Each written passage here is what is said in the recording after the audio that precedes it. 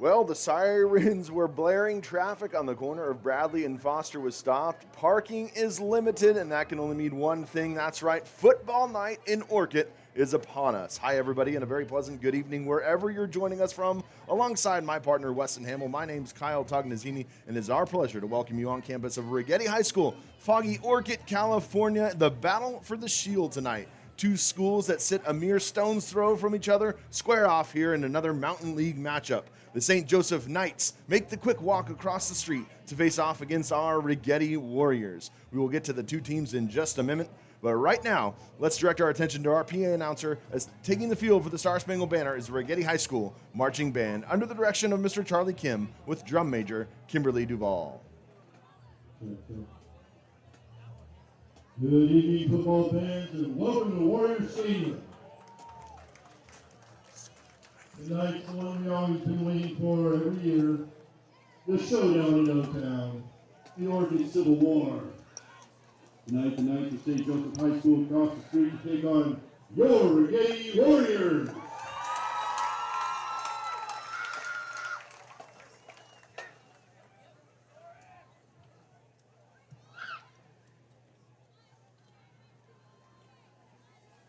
At this time, we ask that you please stand for the playing of our national anthem by your Righetti Warrior Marching Band, led by drum major Kimberly Duvall.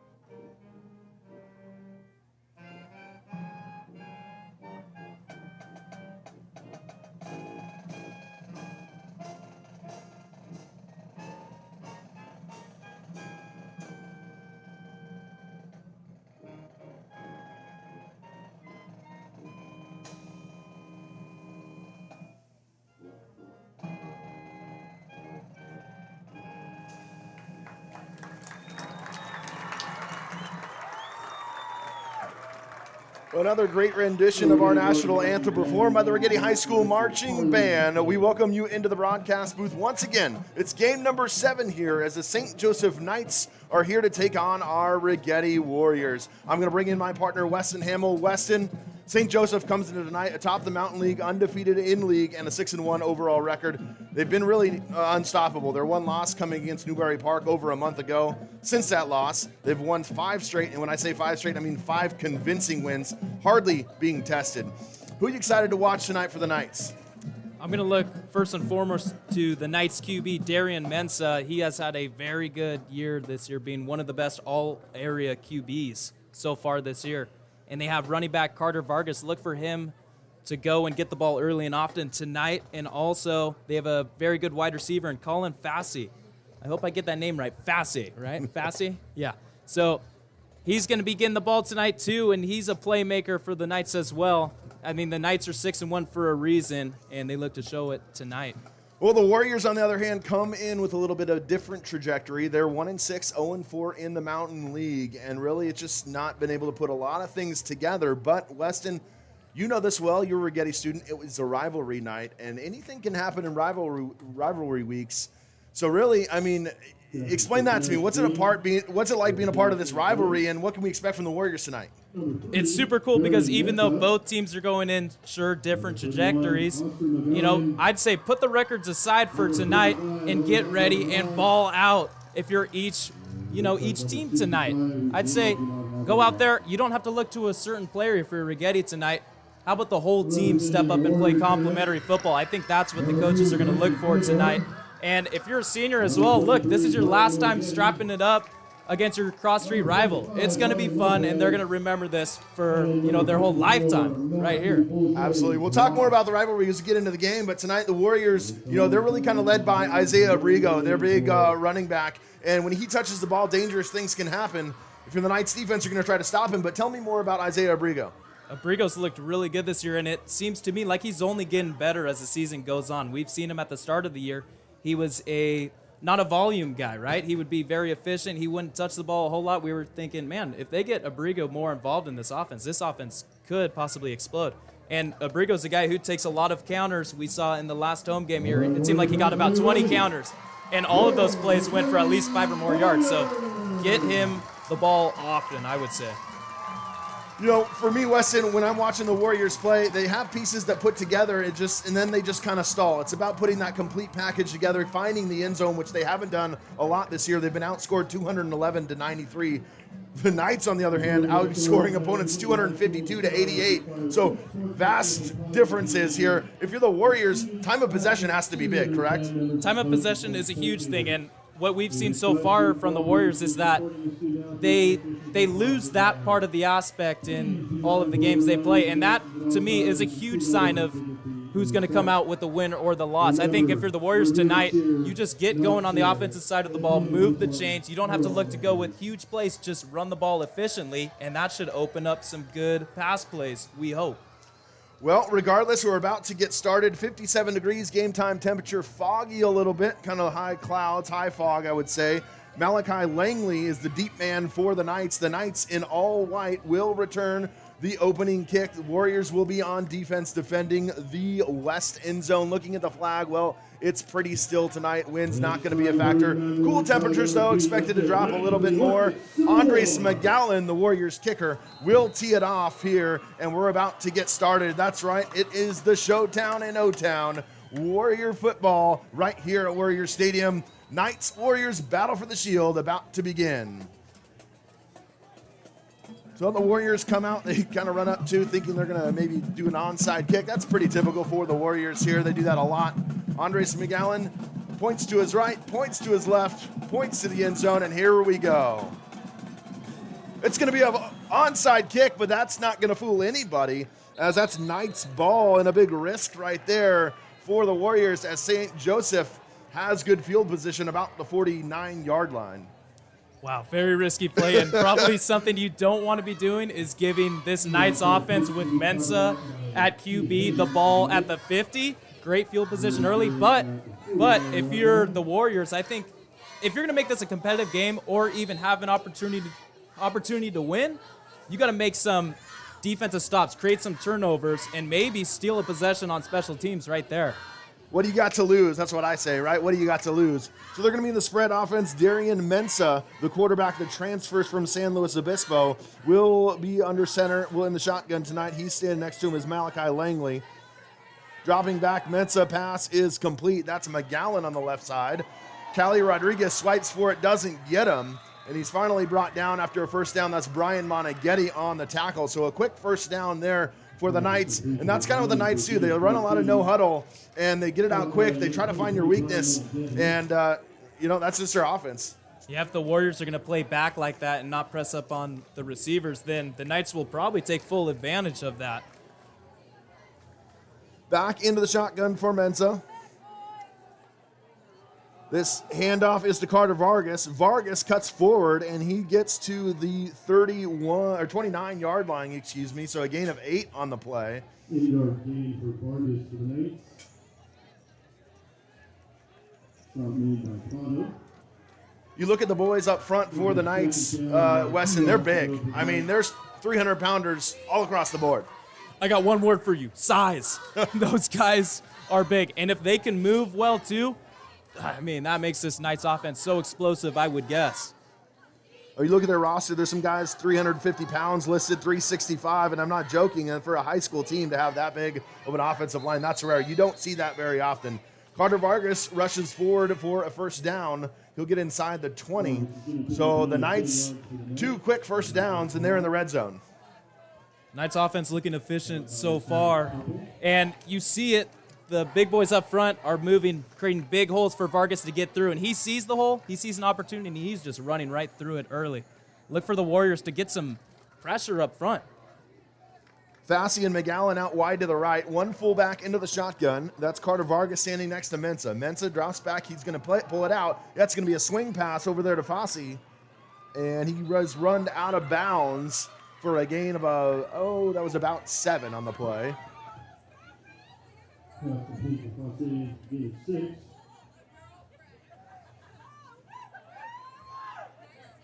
So be technically a gain of 6. We'll call it 2nd and 4 here as the Knights right back into the hurry-up offense.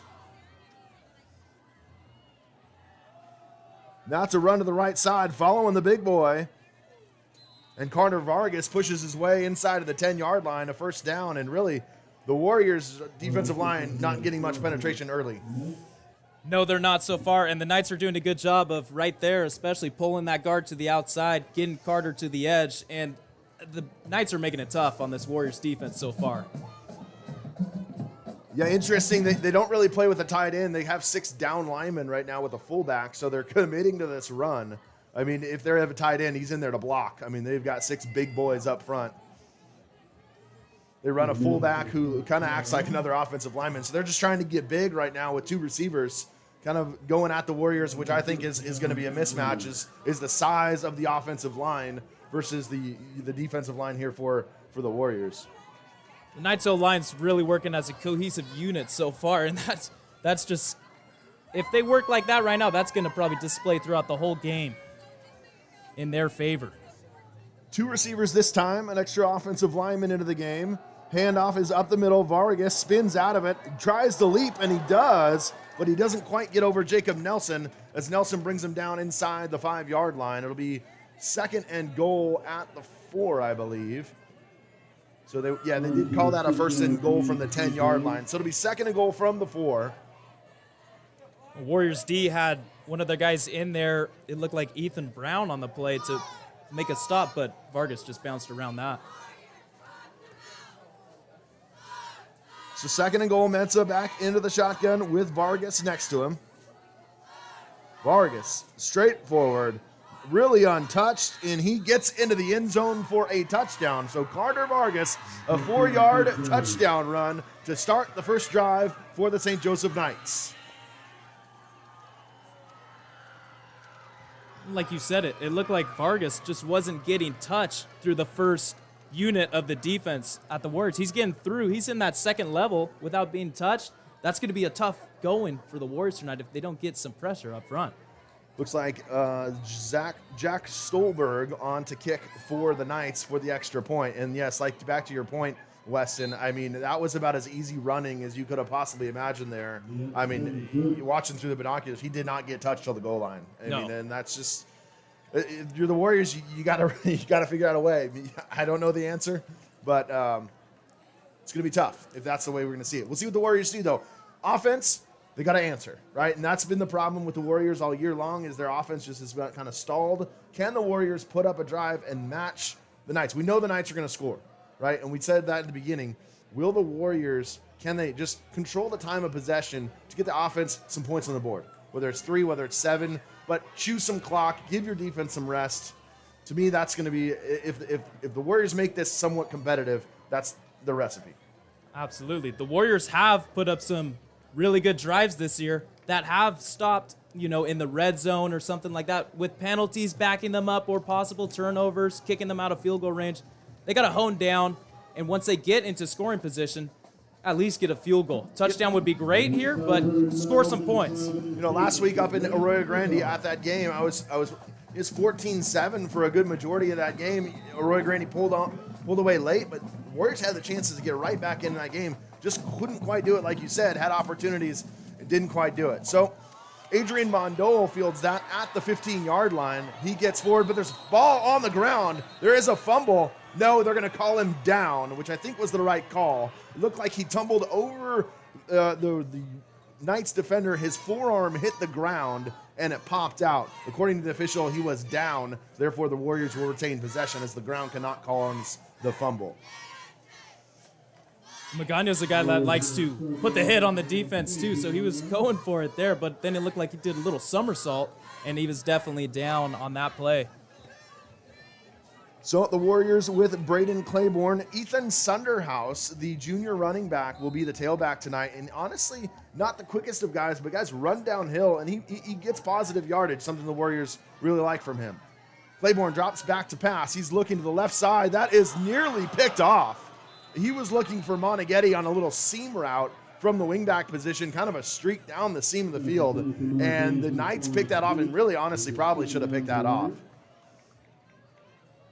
So it'll be 2nd down and 10 for the Warriors from the 28-yard line.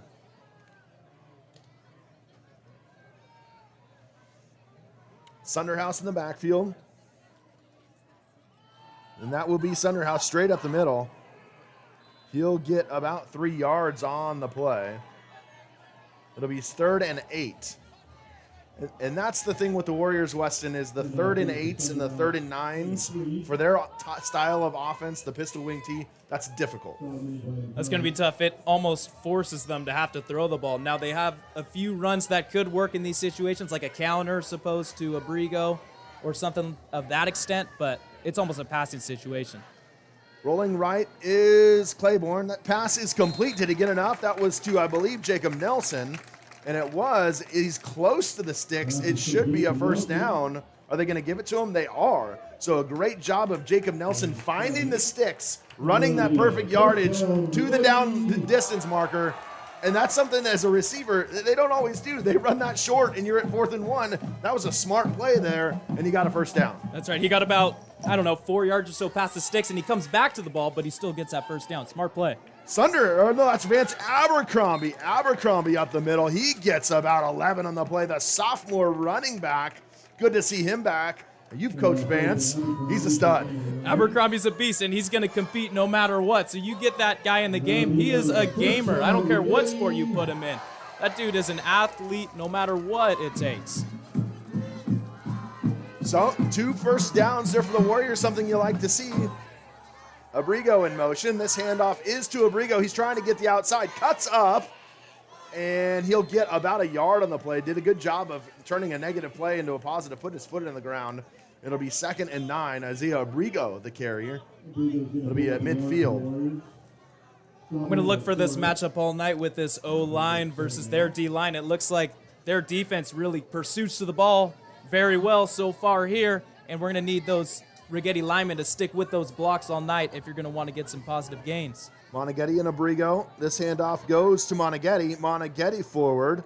He pushes his way out to the 46-yard line. Gain of about 3 on the play. So it'll be 3rd and manageable. 3rd and 6 upcoming for the Warriors. And this is one of those plays where you could run past. It's probably 4-down territory, I would assume. It is. It is. I think it's 4-down territory. Depending on what you do here. Yeah. Abercrombie up the middle. He's got some space, and he's got the first down. So the Warriors to the 35-yard line, and here we go, Weston. Like we said, Warriors answer with a few first downs of their own. This is big. I like this drive so far. We've seen it this year from the Warriors. Now capitalize on those big drives. I'll tell you what, Weston. We've watched a lot of Warrior football all year long. If they can put points on the board on their first drive, that's a huge momentum boost for this team. Abercrombie once again up the middle, and Abercrombie gets a gain of 3, but we'll take gains of 3. We'll take gains of 4, right? You got to with this offense. Totally. Running back by committee, too. Abercrombie comes out, you get one of your other guys in.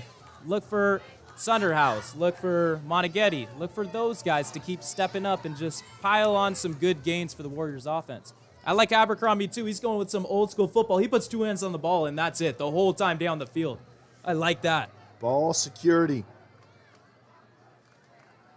This handoff goes to Cardenas. Cardenas gets 1. And so it'll be 3rd and about the same. 3rd and 6 once again for the Warriors. They ran for it last 3rd and 6. What are they going to do again? I would imagine you think you got 2 plays here to try to get that first down. So that's good for the offense, meaning they could do, a wide variety. They could run a short pass play. They can hand it off. They can run the counter. A lot of things open here for this offense. Moneghetti in the backfield with Cardenas. This is going to be a handoff. No, it's going to be a play-action pass. Claiborne dances around, dumps it off. Oh, he hits him in the chest. He had some space in front of him.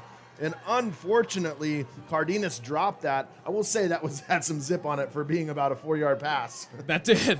Absolutely. Now it's decision time here. It looks like the offense will stay on the field. I don't think there's a doubt. I like that call. I like that call. You're in no man's land, right? You're not going to punt the ball. This kick would be too far. Yeah. And that's why in that situation, I like to get a few yards with the run there, but Claiborne's looked good so far. I say they run the same play to Jacob Nelson. They're going to roll out and try to do the same thing. Well, this one is to Moneghetti. Did he catch it? No, he did not. Man. It in and out of the hands on 4th down. He had the first down, I would assume. It would have been close. I still don't think he would have had the first down now that I look at it.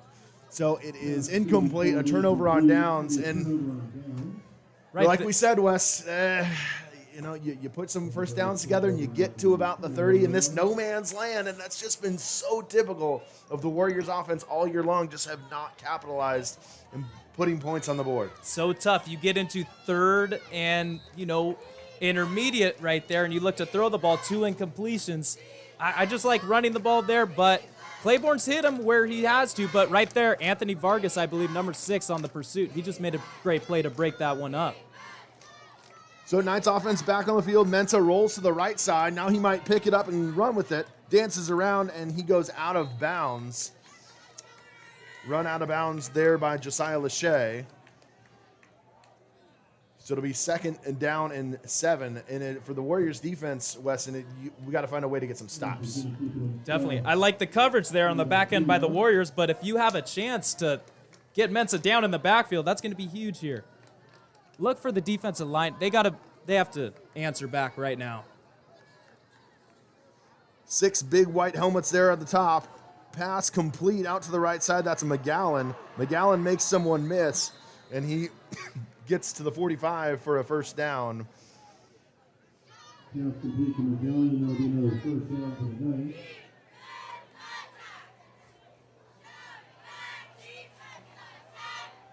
So 1st and 10 from the 45, and once again, Knights have not had a 3rd down yet. They're moving the football.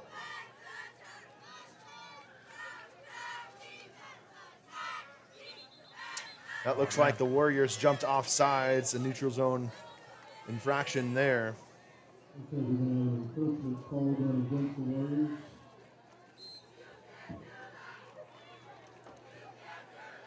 So it'll be 1st and 5 from midfield for the Knights.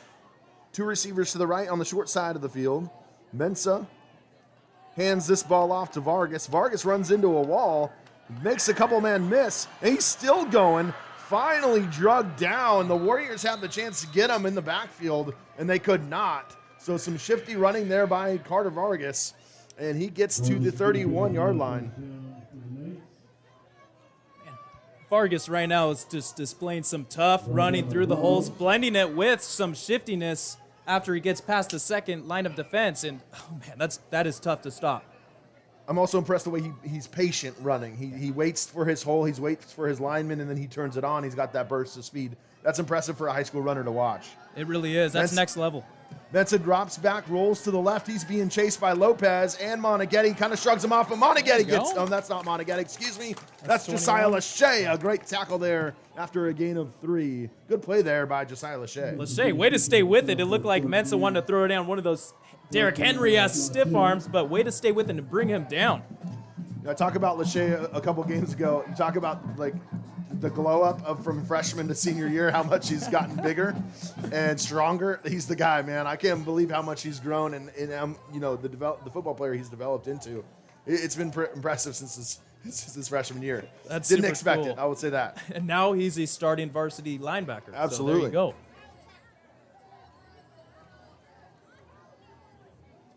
Mensah looks over to the sidelines. 3:40 left to play in the first quarter. Knights lead by 7. They scored on their first drive, a Carter Vargas 4-yard touchdown run. and it's going to be a timeout for St. Joseph. Head coach Pepe Villaseñor will take the first timeout of the half. So that's your scoring. 3:33 left in the first quarter.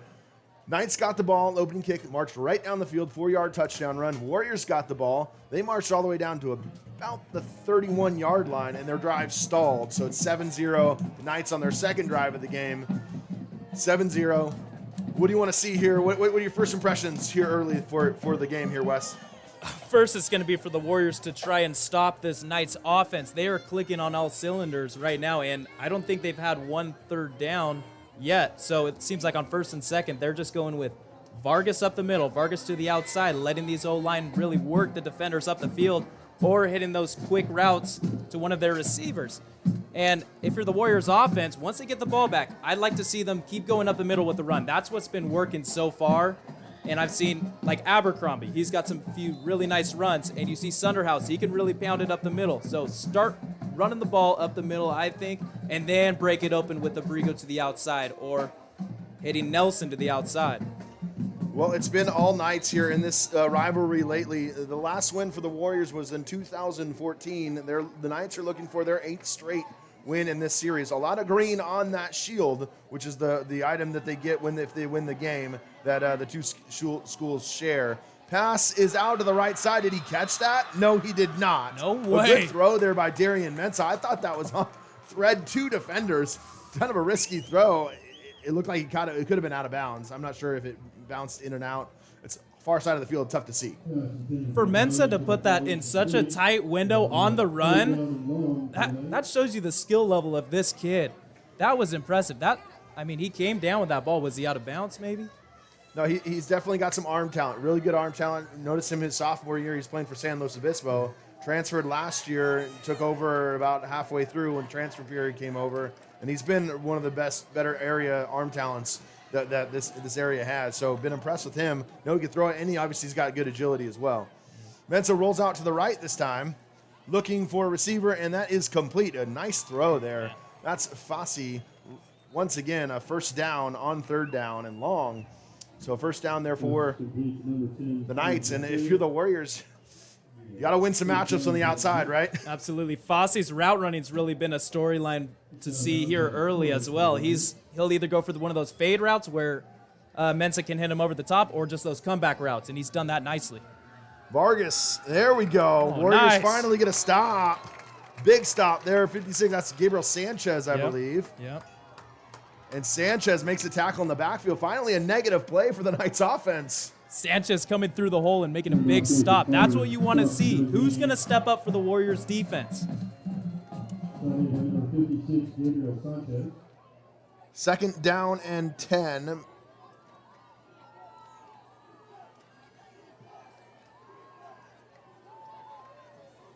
Handoff is to Vargas. Vargas follows his offensive lineman, but he is wrapped up pretty quickly there. That's Ethan Brown, number 30. The junior linebacker who makes a good play on Vargas. So it'll be 3rd and long. They had one earlier. They threw to Fassi. That's who they like to look for. 3rd and long. What's the play call here, Wes? I think you said it. Look at Fassi to the very right of the field, very top of the field, and he's probably going to go with the comeback route, I assume. Trying to go hard count. They're going to look to the sideline to try to get another play. I see them breaking Mensah out to the outside and letting them have some room to operate. I mean, you got a little bit of safety help over there, but the intermediate route has been open. Mensah's pass over the head. A good play defensively. There is a penalty marker on the far side of the field, kind of in the area of, well, it could be some kind of illegal contact if he pressed him. Could be an illegal formation. It could be an offensive penalty. I'm not sure. It's kind of beyond the line of scrimmage. It looked like it happened pre-snap of some sort. Perhaps one of the receivers was covered up, was my guess, or he was ineligible. Yeah, so that's what I think happened. Yeah. Their formation was wrong, and when their guy was on the line, or he wasn't on the line of scrimmage, or he's on. If you have a tight end on the line of scrimmage, your receivers have to be off the line of scrimmage in order to be eligible, from my understanding. And so I'm sure that's what happened. So it'll be 4th down here. Let's see if the Knights try to kick this. It would be around a 31-yard field goal. We'll bring out Stolberg. Stolberg has a leg, too. So let's see if the Warriors can get a paw on this. The kick is up, and that ball is absolutely... No, it's missed. He missed it wide left. It is hard from this angle to see, but he missed that wide left. Weston, that's a huge win for the Warriors defense. I mean, that looked like a perfect kick through the uprights from this angle. I mean, he bombed that ball. But Warriors will take that. This is the opportunities that they need to really hone in on and capitalize on, for sure. The power was there. The angle was not. He Blair Walshed it to the left. About the yardage that Blair Walsh did against the Seahawks in the playoffs. A lot less on the line in this one than it was Exactly. in that one. So here we go. Warriors back on offense. Claiborne looking to the left side. He's got that seam route. Moneghetti for a first down. That's the play they wanted to run. Spread that defense out. Moneghetti found the space that time, and great throw there by Braden Claiborne. Kind of put it on the opposite side. Really good throw. Good ball placement, and that was the same play as his first throw to Moneghetti as well. But that time, it looked like he put some more mustard on it, which is what you want to see, rather than, maybe a little hesitation. No, absolutely go for it in that situation. I like how he threw it on the backside Yes. away from the defender. That's a big time throw right there. That's Sunderhouse, I believe, up the middle. Could have been Abercrombie. That is Abercrombie, excuse me. So Abercrombie gets 7. Like you said, you want to see that ball run up the middle. Let's go. Yeah, up the middle, and the linemen seem to, work in a unison right now as it's going up the middle. It looks like the defense of the Knights are really coming in pursuit if you break it to the outside, so why not just up the middle? One receiver for Warriors. Typical pistol wing T formation. Handoff goes up the middle. That'll be a Warriors first down once again. That's Cardenas. Cardenas gets near midfield. Warriors, 2 quick first downs. There you go, Coach Garcia. I really like what I'm seeing right here on this drive with the play calls. Keep going to those up the middle. Stay with it. Stay with it. Yeah. And then they're going to, I'd say, the Knights defense is really going to look in on the middle of the field. Then you bounce one out to Abrigo. Handoff. This is to Abercrombie. Abercrombie straight forward, and he's getting more positive yards. That's going to be a gain of 4 for Vance Abercrombie. Tell me a little bit more about Vance Abercrombie. Sophomore this year. You coached him last year in baseball. He gets just strong. Tell me more about him just as a person. Abercrombie, man, Vance, he wears his heart on his sleeve. I'd say in practice, in the games, you know what you're going to get out of him. You're going to get 100% competitiveness. And as a coach, my goodness, you'd love to have one of those guys on your teams. And he's a good dude to be around. If he keeps working on his leadership, he's going to prove to be one of those leaders come junior, senior year in the football and the baseball program as a catcher. I mean, as a catcher, that's what you need, right? You need a leader who's going to lead your whole defense. And Abercrombie can be one of those guys.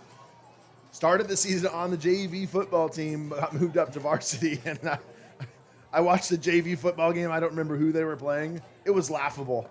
He was dominating he was the best player on the field, and it was so obvious from watching 3 plays where he scored. I mean, I think his first varsity touch against Pioneer Valley went like 46 yards to the house. So, yes, like you said, good kid, competitive kid, going to be a good future for this Warriors program in a couple sports. So excited for him.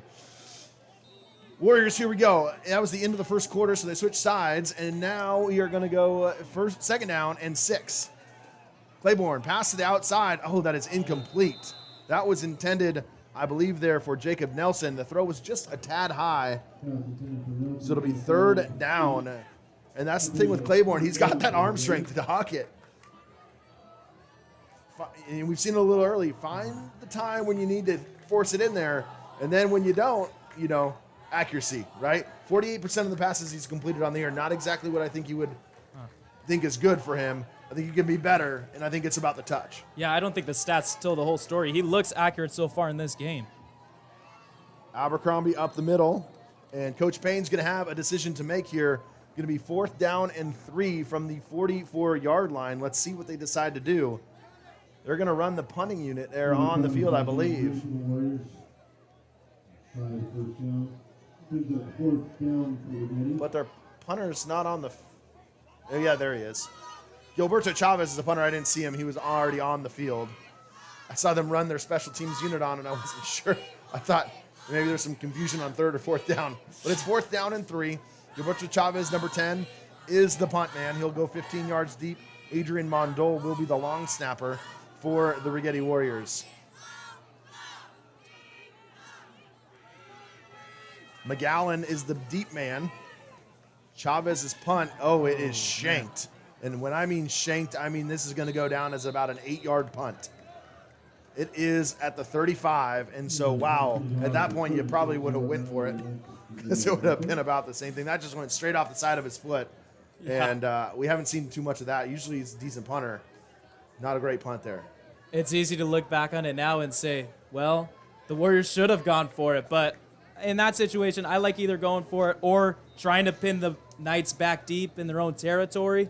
The Warriors, even though they allowed the Knights to get down in their, 20, 15-yard line, they still held up. Trust the defense right now.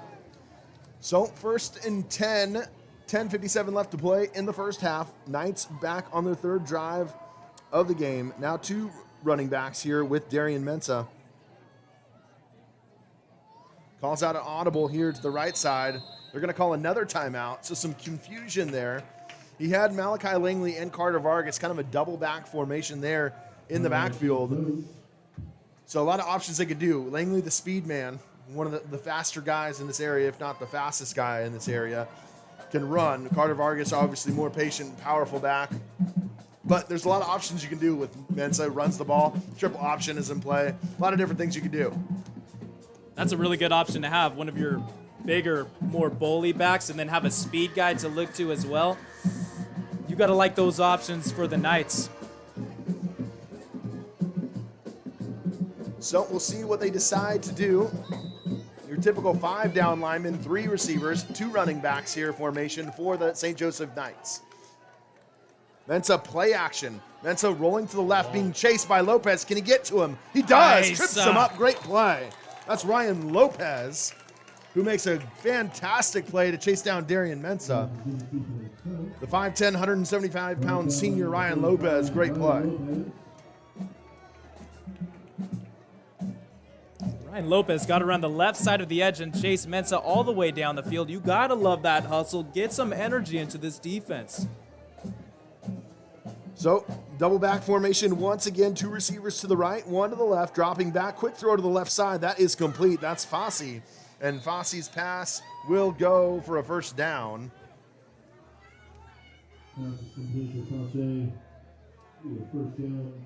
It seems like if, you see the Warriors cornerbacks in that situation play so far off, it looks like they're playing maybe 8 yards off. You think those 5-yard hitches are just going to be bread and butter for the Knights. I'd say you got to try and stick a little bit closer. Handoff. This one goes to Carter Vargas. Carter Vargas piles his way forward. Finally brought down by Josiah Lachey at the 40-yard line, but another first down for St. Joseph.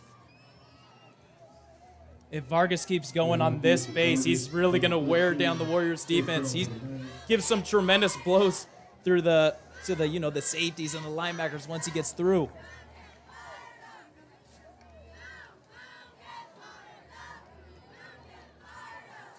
Pass to the left side. Dropping back. That should be, I believe that's another ineligible receiver. It was complete, but I don't think he was eligible. I don't think that the tight end was up on the line, and so was the receiver on the left side. I don't think that's eligible, and that's a formation problem. It is, correct. Sometimes I feel like I know my football lesson, and I was watching that at the beginning, and I said, hey, I don't think this is right. He's not a tight end. I mean, he's lined up as a tight end, but he's really an extra offensive lineman in there, and he's just not lined up back. He needs to drop back about a yard to be off the line of scrimmage, or the receiver on the left side needs to drop back as well and can't be standing on the line of scrimmage. Correct. You saw that right when it happened. I wouldn't have seen that at all. I was just so enamored with what a catch by Fossey. Hey, I'm going to tip my hat to him, dude. That was a great catch, but 1st and 15 now. 1st and 15, McGowan over here on the right side with Brooks Lorenz. Fossey to the left, 2 backs, Vargas and Langley. Passes to the left. That is complete. That is Fassi, and that would be a good tackle there by Damian Mraz. So it'll be second, we'll call it 6 for the Knights after a gain of 9. Handoff, this goes to Vargas. Vargas up to the left side for a first down. So another first down for the Knights. And just, they're running the football right over the Righetti Warriors right now.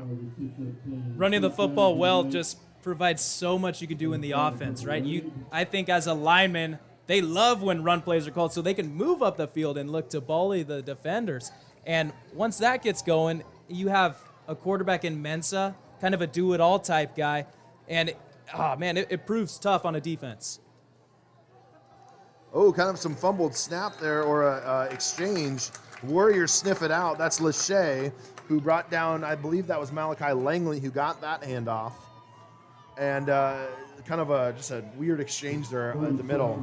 It seemed a little bit late, but it'll be second down and 13 for the Knights. Knights back with the Vargas-Langley backfield. Mensa drops back, looking to the left side, another out route, and that's Fassi once again. And they run that out route very well.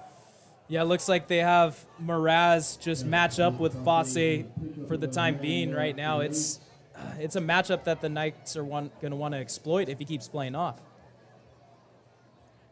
So they're going to run this ball. That's Mensa straight forward, and he's going to get the first down. So the Warriors cannot stop the Knights there as Mensa leans forward. So inside the 20-yard line now, it'll be 1st and 10 at the 18. 8:17 left to play in the first half.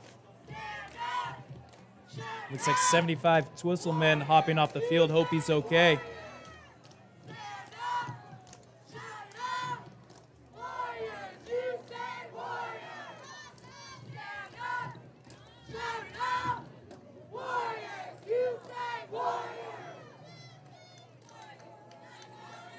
Mensa hands it off. This one is to Langley. Langley to the right side, and he gets just short of the goal line. It'll be a first down, but there is a penalty marker in the backfield, and there we saw some flashes of Malachi Langley's speed right there.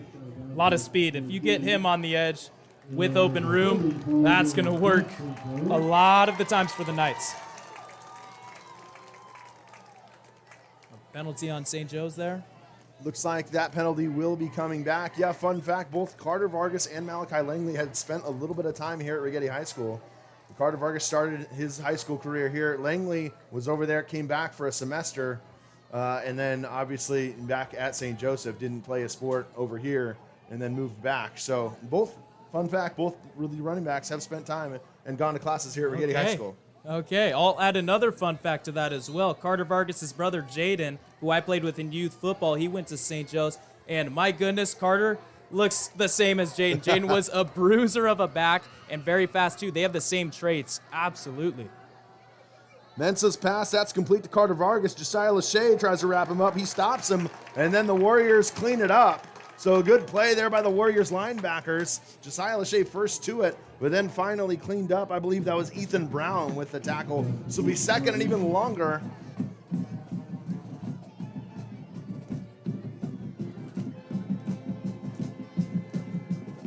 If you're the Warriors and you're looking for a guy to rely on, Lachey has been that guy so far, making a few big plays in the backfield.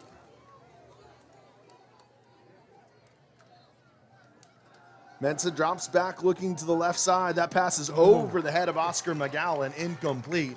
So Warriors need a stop here. 3rd down and long. If you're the Warriors defense, you got to be smart. If you're the Knights offense, I feel like this is a perfect time for a screen pass to one of your quick guys. Yeah, that sounds like it. Just get some yardage if you're the Knights. But as the Warriors, do not allow a first down any way possible. Keep them in field goal range. Understand, if you're a cornerback, where the sticks are, right? That's where they're going to try to get to. It's 3rd down. Understand where those are. Hand motion out there to the right side, and Mensa's going to look to the left, deep. Oh, my goodness, he's open. Oh, man. That is going to be a touchdown. Wow, 3rd and forever, and the Knights score a touchdown. Wow, a backbreaker there for the Warrior defense. 28 yards on the touchdown throw. That's Fosse once again. My goodness. We've seen it before against St. Joe. 4th and 20, 3rd and 20 here, and my goodness, 28-yard touchdown pass. Man, just know where you're at on the field. Do not let him get by you. And honestly, I can't say enough about Fosse's route running so far. For him to put on that great corner route, oh man, unbelievable. 4th and long, wow. Kick is good. 6:55 left to play in the second quarter. It is Knights 14, Warriors 0. And that's tough because you're looking at that defense, and they found the hole. I mean, the safety was over the top, and they found that pylon, that corner, and just really kind of beat the corner, and then didn't allow the safety a chance to get over there because he was too far in the middle of the field. Good play design. There you go. Hats off. It was just such a well-executed play all around. And for no defenders to really get in the backfield, that play took a while to develop. And for Mensah to really look off the safety and bring it back to Fosse in the corner, it was incredible. 4th and long. Does a good job with his eyes looking all sides of the field. And if you're a safety, you got to stay true, right? I mean, that's part of what you got to do. You're following a lot of the eyes a lot of times. And, Mensah did a good job with that. This kick is bobbled, but it is picked up. Cali Rodriguez will be on the return. He gets across the 15 to near the 20-yard line. So the Warriors down 14. That's a tough touchdown right there. Midway through the second quarter, and it's 10-0 at worst. I mean, you're thinking, all right, we got a shot here. That touchdown really hurts for the Warriors.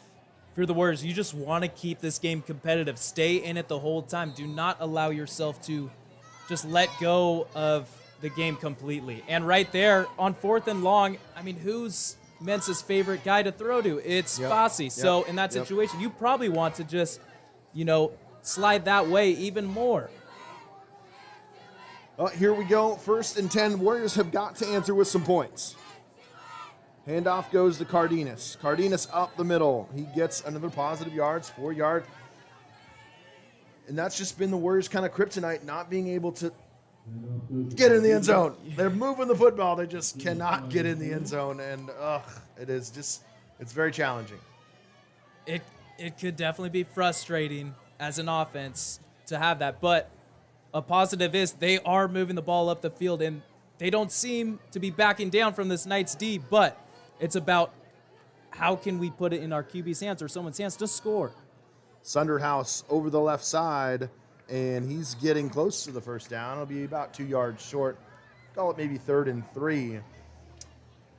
We'll say you go down here and you score, you take some time off the clock, you get the ball right back to start the second half. So it's early. It's early. Yeah, absolutely.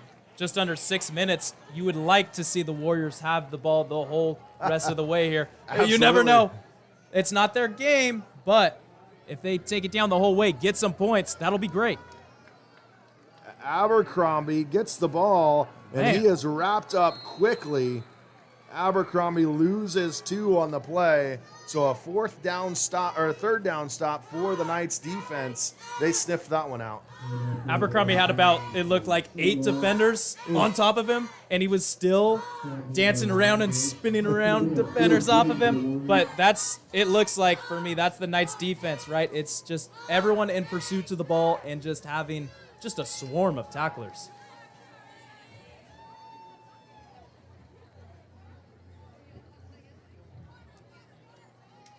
They have 12 on the field.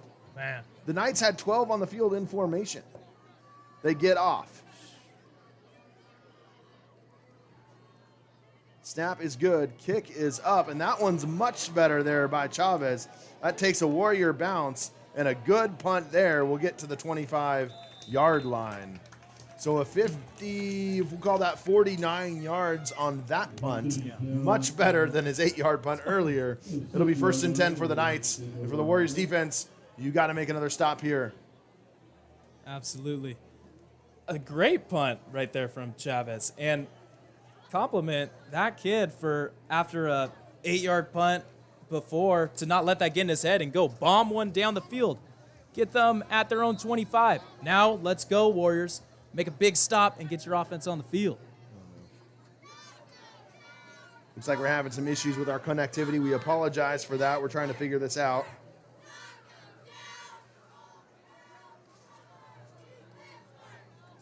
We've had some issues today with the internet here in Orchid. It's been very difficult. So I apologize if this is slowed down.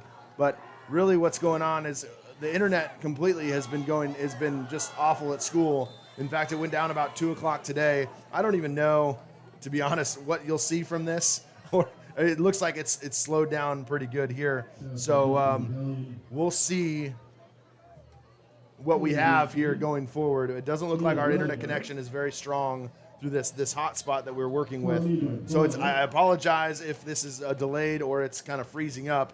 That's the reason why. We're dealing with some struggles here, obviously, and looking at this, messages on our phone. Oh, that's disconnected. Let's see. Oh, we reconnected here. Looks like we might have a stream back. Oh, here we go. Okay, are we connected back with the phone here? We're going to try to get the connection back with the phone. It looks like our Wi-Fi, let's see here. We're working through this. Once again, we apologize. We're really trying our best. The internet's been off from the accident. Somebody hit a power line close to somewhere up here, and that's what we're dealing with. Now I believe we're on. Let's see here. Looks like we're back. Oh, man, come on. Can we get back on here? Oh, we are. We're good. I think we fixed it. Alejandro, you the man. Let's see if the clock still works. The clock is running on our end. It's 1:50 left to play. Oh, Mensa trying to hit number 9, Brooks Lorenz, to the outside.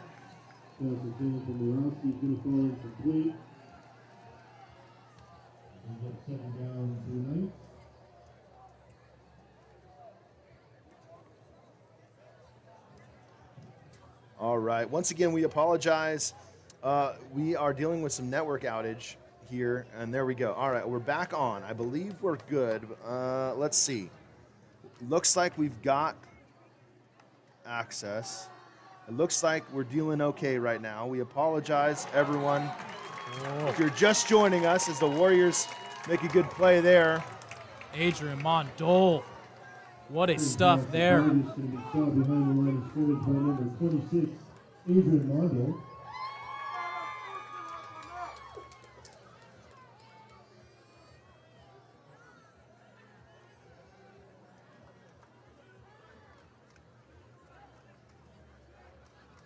All right, folks, I believe you're seeing what is live. Let's see here. I'm looking at our stream data, and it looks like things are starting to get patched up. Once again, we apologize. Score is still 14-0. Now the scoreboard just went out.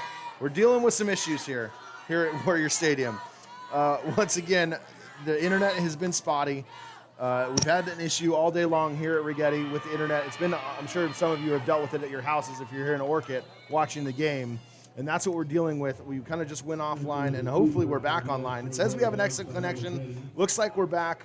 We apologize for all this technical difficulty. You haven't missed much. It's still 21-0. Correction, it's still 14-0. 21-0.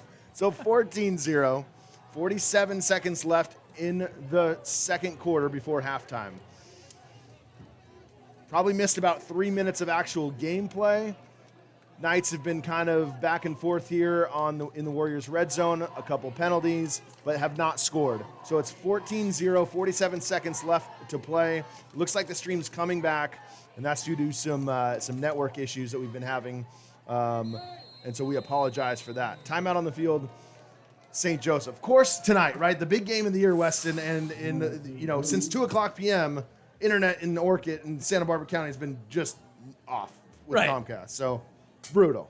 Of course. Yeah, tonight, the big rivalry game, right? I think there's just too much electricity going on through Bradley Road right now. Man, I don't know what's going on. And for those of you who actually weren't in the booth to watch Togs just run through that internet connection like a tech wizard over here. It was pretty impressive. Hey, pump the brakes, my guy. I'm not fully committed, and this is going to work out for us. I hope it does, folks. I'm sorry if it doesn't. I know there was some weirdness there. We lost quite a few viewers, but we see that we're back online. We apologize. It's really not our control. You're probably dealing with it at home too. So, we're enjoying the game. 14-0. If you're the Warriors, I think you keep this a 14-point game. I think you're okay with where you're at. Had a chance to score. Man, what's your early take of this game so far?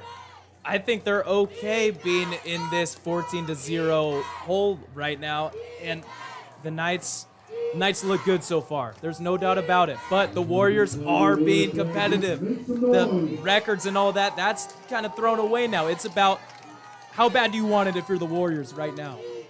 Well, you got man coverage out here to the left side if you want it, and there's a lot of space. I would assume, there's some confusion there by the Warriors defense because there was two guys on the left side, and I think Darian Mensah was going to have a field day on that left side of that offense if Coach Payne would not have called that timeout. That's really what they're doing. They're finding their matchups.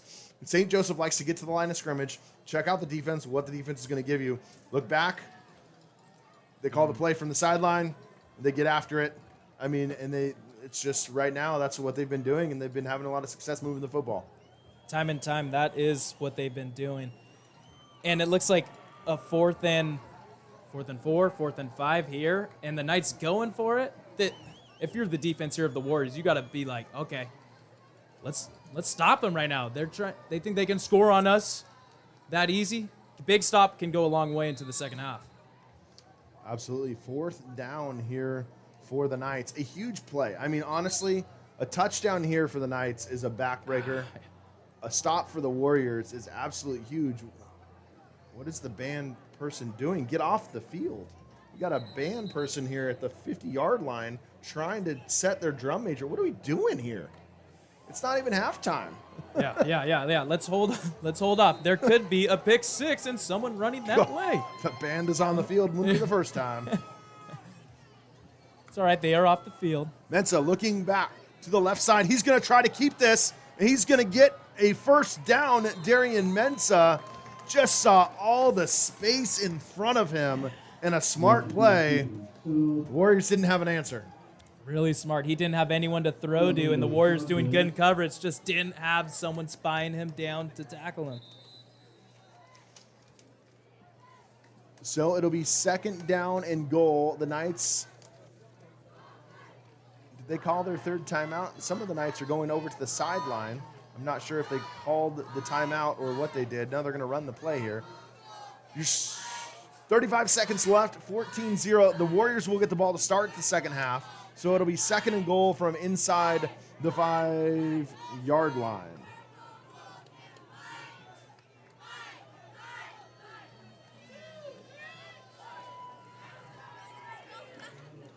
Mensah hands it off to Vargas. He goes untouched into the end zone for his 2nd touchdown of the night. Carter Vargas, a 4-yard touchdown run, makes the score 20-0.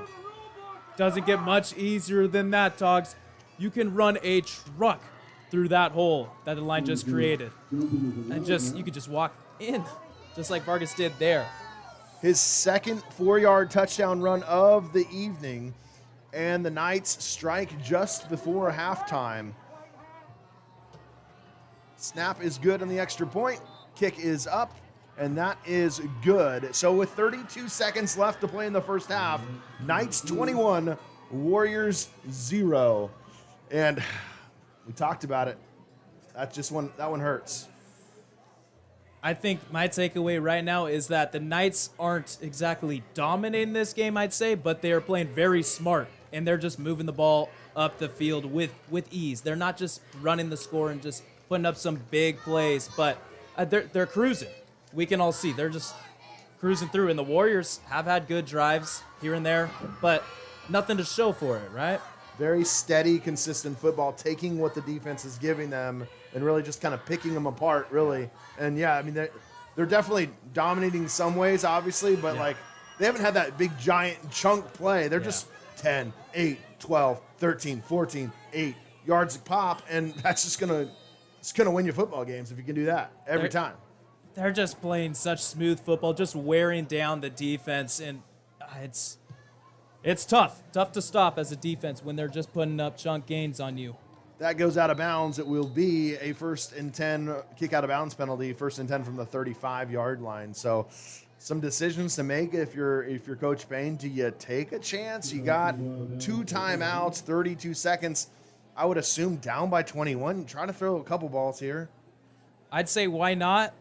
However, this offense, it's just this isn't their MO, right? They're not the team to take big shots, and they're a team that relies on just gaining and moving the sticks with the run plays. So as much as we want to see it, I don't know what they'll try and draw up to get a big play. They have a few timeouts, and with that penalty, they are at the 35-yard line. Who knows? Yeah, I mean, you got to. You really have to. You got nothing to lose. Yeah. Obviously, worst case scenario, interception here, but at this point, it's 21-0. You got to make something happen, and you never know here. The Knights are going to send 2 safeties back deep in coverage, play them way off. Claiborne's dropping left. He's going to do a little swing pass to Sunderhouse. Good play there by Sunderhouse. But there's a penalty marker back beyond the line of scrimmage. Looks like could be a holding penalty in the area of holding at least.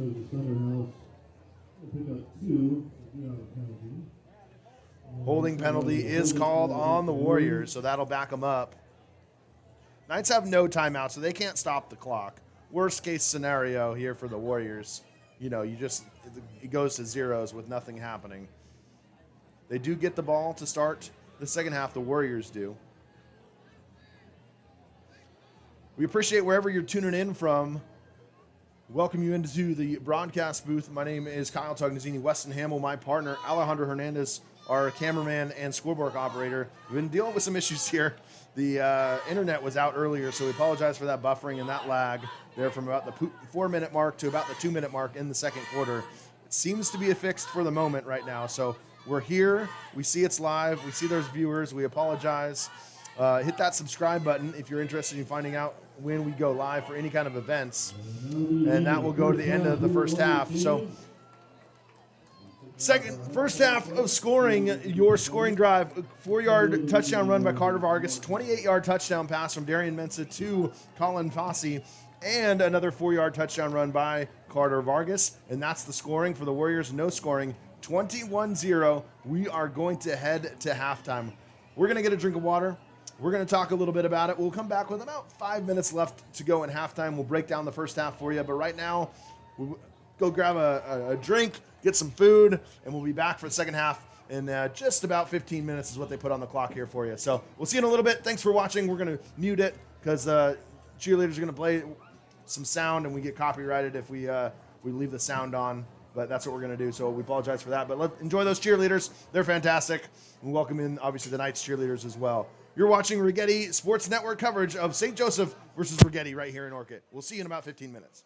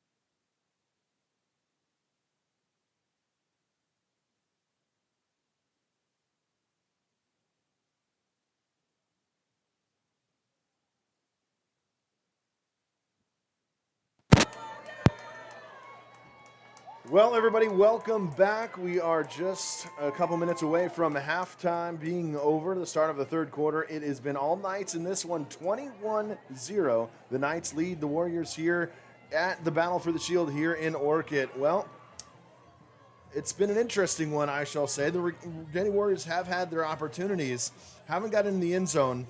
The scoring for the first half, 2 touchdowns by Carter Vargas. Both of those came from 4 yards out. And one in the sandwich in the middle there was a 28-yard touchdown pass on 3rd and 20 from Darian Mensah to Colin Fossey. And Weston, we talked about this a little bit off air at halftime. We said, you look at this this St. Joseph offense, they're not getting these 30, 40, 50-yard plays, but they're just getting down the field very, very efficiently and smartly. And that's been really the story of the game, is just their ability to be so efficient on offense.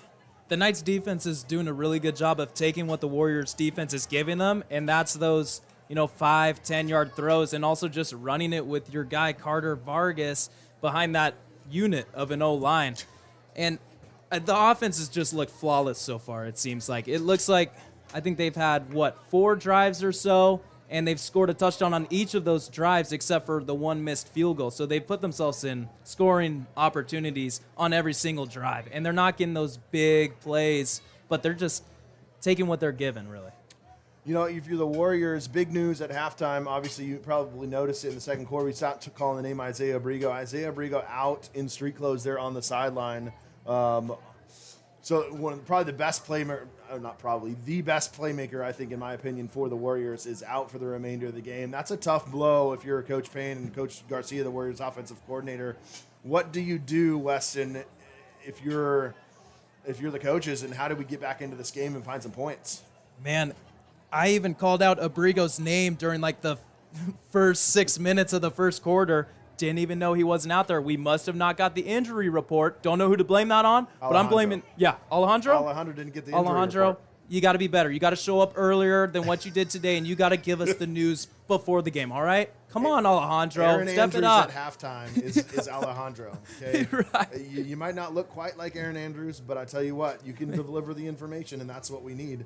It also could have been the internet outage we had. We've been dealing with all day long, so we apologize for that. But regardless, we hope Isaiah Abrigo gets well soon. But, I think you got to look to Brian Moneghetti. Claiborne finds somebody. Jacob Nelson's got to step up. Vance Abercrombie maybe out of the backfield. Cardenas has got to step up. I mean, it's hard when you're losing your best playmakers. Yeah. It's really hard in football to try to match up with that. But you put some points here on the first drive of the second half, and you never know what could happen if you're the Warriors, Weston. Absolutely. And Abrigo is one of those guys who just, they have a certain play made for him where he just gets that counter off to the left or the right side, and you have him out in space, and he's just explosive. Also out on the flat catching the ball or on the fade routes. He's tall, and he's an athletic guy. So getting him the ball, it's a recipe for success, and they don't have him tonight, so now they're going to have to rely on really the running back by committee, I think. Just keep filtering in running backs in and out. Abercrombie's looked really good tonight when given the opportunity. Sunderhouse is a guy who can just pummel defenders, on those early downs and then work in other guys. Magana, Moneghetti, we would like to see more touches, I think, and maybe more passes to him. We'll see how the second half unfolds, but definitely an interesting one. It was 14-0. The Warriors had the Knights 32 seconds left on the clock in the second quarter on 3rd and 20 from about the 28-yard line, and the Knights threw a perfectly thrown pass, executed pass there. That was not at 37 seconds. That was before that, excuse me. But right. Still, 3rd and 20 is my point, and that's really been hard for the Warriors is they've had a couple of those big opportunities to get off the field on 3rd or 4th and long this season, and they just haven't. So let's hope the Warriors defense can turn that around. They're going to get the ball to start the second half. The guy looks like Kylie Rodriguez is the deep man for the Warriors. And so here we go. Warriors Knights second half action begins now. That's kick is fielded by Adrian Mondol. Mondol up the middle, and he gets across the 25 to about the 27-yard line. So Warriors under Braden Claiborne back on offense. Kickoff taken by Mondo for the Warriors. Mondol's another guy who we haven't called out his name much tonight either, but, you know, if you filter him in and he starts getting going, he's a guy who can go. I think if you're the Warriors, just keep putting in different running backs and just save their energy, just make some explosive plays. Sunderhouse in the backfield. It's going to be a pass. Claiborne's pass complete. That's Jacob Nelson on the left side. A gain of 5. Good pass and catch there. Braden Claiborne to Jacob Nelson. Pass complete to number 11, Nelson. Gain of 5 for the Warriors. So it'll be 2nd down and 5 from the 34-yard line as Nelson will line up wide right this time. It'll be Nico Martinez, Moneghetti in the backfield. Handoff is to be to Sunderhouse. Sunderhouse with some space up the middle, across midfield. There you go. Ethan Sunderhouse. We talked about in the pregame, not a whole lot of fancy running, north and south kind of guy to the T. And there he goes. A big gain there to the 49-yard line. Totally, and hopefully that pumps some energy into this O-line as well. This is a good unit if they get going. Don't get too stagnant. Keep pushing the defenders up the field and really try to bully them right now at the start of the second half. So Vance Abercrombie now into the backfield at the tailback position. Claiborne drops back. He's looking to the left side. Another quick pass to Nelson. Nelson cuts forward, and he's going to get dragged down after a gain of 9. Actually, they're going to give him forward progress, which will get 11 on the play. It'll be 1st down. Another Warrior moving the moving the chains. Nelson's been his go-to guy so far. We have seen that. He's racked up a good amount of targets so far, and he's shown to be your guy so far. Look to him as well. See what we do here. They're going to line Moneghetti out kind of in the slot to the right with Nelson. You're going to drop back. They're going to go a quick out route. Oh, Moneghetti had in and out of the hands. Good coverage there. There was a guy in the area. I believe that was Jeremiah Filson, number 12, for the Knights. And so it would have been a couple-yard gain. They had decent coverage if you would have wrapped him up in space. So good pass, incomplete pass, 2nd down and 10. Abercrombie behind Claiborne in the pistol. Motion man is Martinez. Handoff goes to Abercrombie. No, it's pulled out by Claiborne. Claiborne pushes forward. Man, he had some space. I thought he was going to cut up field there, but he still gets about 7. Good run there by Braden Claiborne on the quarterback read option. Well executed on that read option. We haven't seen Claiborne really take many of those. He's usually handing it off, and then the nice defense cracked on Abercrombie. Nice pull away right there to go up the field. Love the way that works with that mesh point. You hand that ball off, it's in his gut for a couple of seconds. You just ride him down the field until you see what you see, and you pull it back. It's so fun to watch that executed so well. So it'll be 3rd down and about 3. Handoff, nope, that's going to be to Abercrombie. Abercrombie's got some space. He's got a 1st down. Warriors in business inside the 25-yard line. Here we go, Weston. Warriors offense is flowing. I like the motion. I like the fake handoffs, and the timing really seems to be there for the Warriors right now. The offensive line, like the way they're moving up the field. Get back to your bread and butter, and that is running the rock. Claiborne drops back. He's going to pass. That one's complete. And he's going to get away from it. Absolutely good play there. Brandon Squibb on the pass. That's going to be another 1st down. Good play there outside Brandon Squibb. And it'll be 1st and 10 at the 13-yard line. So the Warriors using that quick hitch route on the outside, following it up with some run plays. Good offensive game calling here by Buddy Garcia, the offensive coordinator.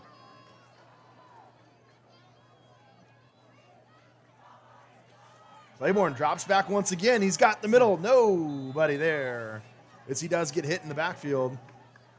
Had Squibb running the out, but they had post route by the wingback Moneghetti, and he was covered by the linebackers. Safety there, and that's, when you have the short field, you don't necessarily need a safety playing deep. Good coverage, and the Knights are seeming to get through pretty well on the pass plays. So I think for Claiborne, it's about getting out of the pocket or just getting the ball out quickly. the offensive line has done a good job so far of keeping Claiborne upright. That is for sure, giving him time to throw. So we'll see here. 2nd down and 10. Handoff goes to the right side. That's Nico Martinez. Can he put his foot up the ground? No, there is. I was following forward. That was Claiborne up the middle. My fault. I apologize. My eyes were sealed on number 4 as well. I was like, Martinez has the ball, right? I saw Claiborne pull up. Oh gosh. I thought there was a penalty. No, I apologize to you at home. Claiborne kept that. So it'll be 3rd down and about 5. Abercrombie, 3 receivers. Coach Payne is going to call a timeout. Didn't like what he saw there. He's going to call a timeout, a smart timeout there. 3rd and 5. Big plays upcoming for the Warriors. That read option play, that goes to show you, if he gets the announcers on that, Claiborne to pull out and go up the field to get us, that's a really good play. Alejandro, did he get you as a cameraman on that? Were you looking at number 4, or did you know Claiborne had it the whole time? He did not know. He got all of us. My guy Alejandro's out here triple tasking. He's doing the camera, he's doing the scoreboard, and he's watching the Dodger game all at once. My guy's he's after it. He is a well-talented human being. Love it. Man. Doing 3 tasks at once? That's impressive. Any updates? Still 2-1 in that game, by the way. Still 2-1. All right, 3rd down here for the Warriors. Ball spotted about the 8-yard line. Going to send Moneghetti in motion. They're going to hand it off. No, they're going to pass the counter play. Nico Martinez, there's a touchdown for the Warriors. No, there is a penalty marker right in the area of holding. No, man.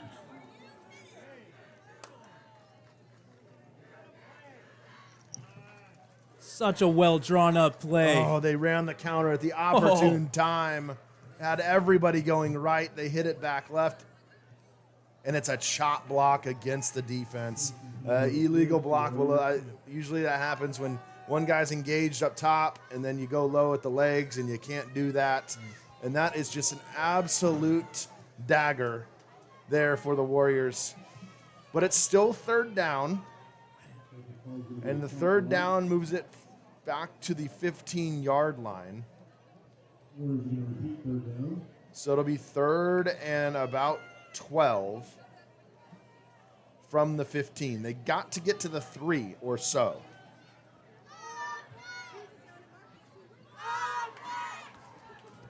Trips left formation. Claiborne rolling to the right side. He's got Nelson, and that is incomplete. So his pass intended for Jacob Nelson, incomplete. Nelson ran about a 6-yard out route. Wasn't going to get much there, but he was going to get closer. And now it's going to be a 4th down and another big important play for this Warriors offense. What's your play call here, Weston? Oh, man. Don't have much field to work with 4th and long from there at the 13. I'm going to Nelson here. I think Nelson's been his go-to guy. Get him with a route that he knows. I like you rolling and you throw to the backside. You got to get some kind of trickery here. Pass is to Moneghetti. That's just not going to be enough. You can't throw a 4-yard out route on 4th down and 12. That's tough. You just got to throw that ball into the end zone. You got nothing to lose. Yeah, the percentage. The percentage there, that was exactly what the Knights wanted to do defensively. You give them a little coverage. Yeah. I mean, you just can't do that. Yeah, because they're already in a hole having 4th and long, and you just have to take a shot, you would think. But that is just such a backbreaker for the Warriors offense. They score a touchdown, and then we've seen it countless times this year where a penalty goes the wrong way and it puts them back. Drive stalls once again. Knights back on offense for their first drive of the second half. Mensah hands off. That one's to Vargas. He goes left side. Left side for some room. Finally brought down by, I believe, that is Coronado on the left side. Number 22, Josiah Coronado.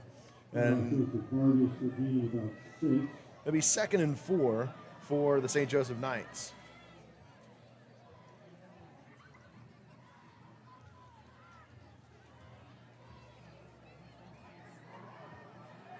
So Mensah and the Vargas into the backfield. Mensah drops back looking to the left side. That's Fossey once again in the easy 1st down play. And again, another 8-yard pass play. And I think the Warriors, Weston, they're just afraid of getting beat deep. They give Fossey so much respect on the outside. And obviously, I mean, I've watched a lot of Warriors games this year. They've gotten beat their share, and I think it's showing here. They're playing well off on the defensive side of the football. Yeah, I'll tell you, I don't know how to coach defense really, but I think that having your cornerbacks 5-8 yards off in coverage, that's not going to get it done against Fossey. I'd like to see maybe some safety help up top, plus some press at the corner. Josiah Lachey, a great stop there on Carter Vargas, coming on the outside linebacker blitz, got real fast over the backside of that defense, was able to make that tackle for a loss. Good play there by Josiah Lachey for a loss of a yard, brings up 2nd down and 11.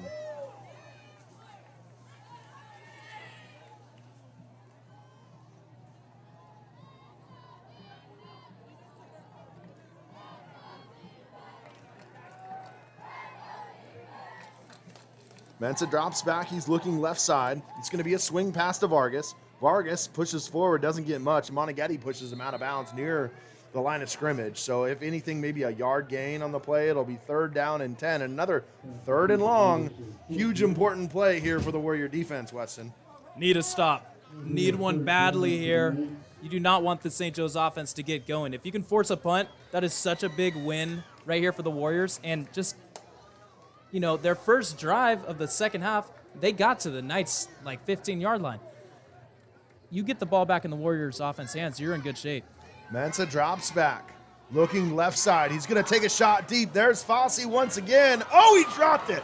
Oh, it would have been an easy untouched touchdown, and that just was in the breadbasket and out. Probably something you hardly ever see from Fossey is him dropping the football, but it couldn't have come on a better time if the Righetti Warrior defense. No. Oh, man, you are wiping the sweat off your heads as a Warrior right now. Oh, my goodness. That was such a pretty ball thrown by Mensah there. Wow. Couldn't have put in a better spot. And with them on the run. So the Knights will punt. Callie Rodriguez, the deep man for the Warriors. There is a penalty marker on the play. Looked like a formation penalty. Nope, it's going to be called on the Warriors. It'll be encroachment encroachment penalty called on them. Lachey must have jumped. They're going to bring their offense back on the field, or are they going to still punt? We'll see.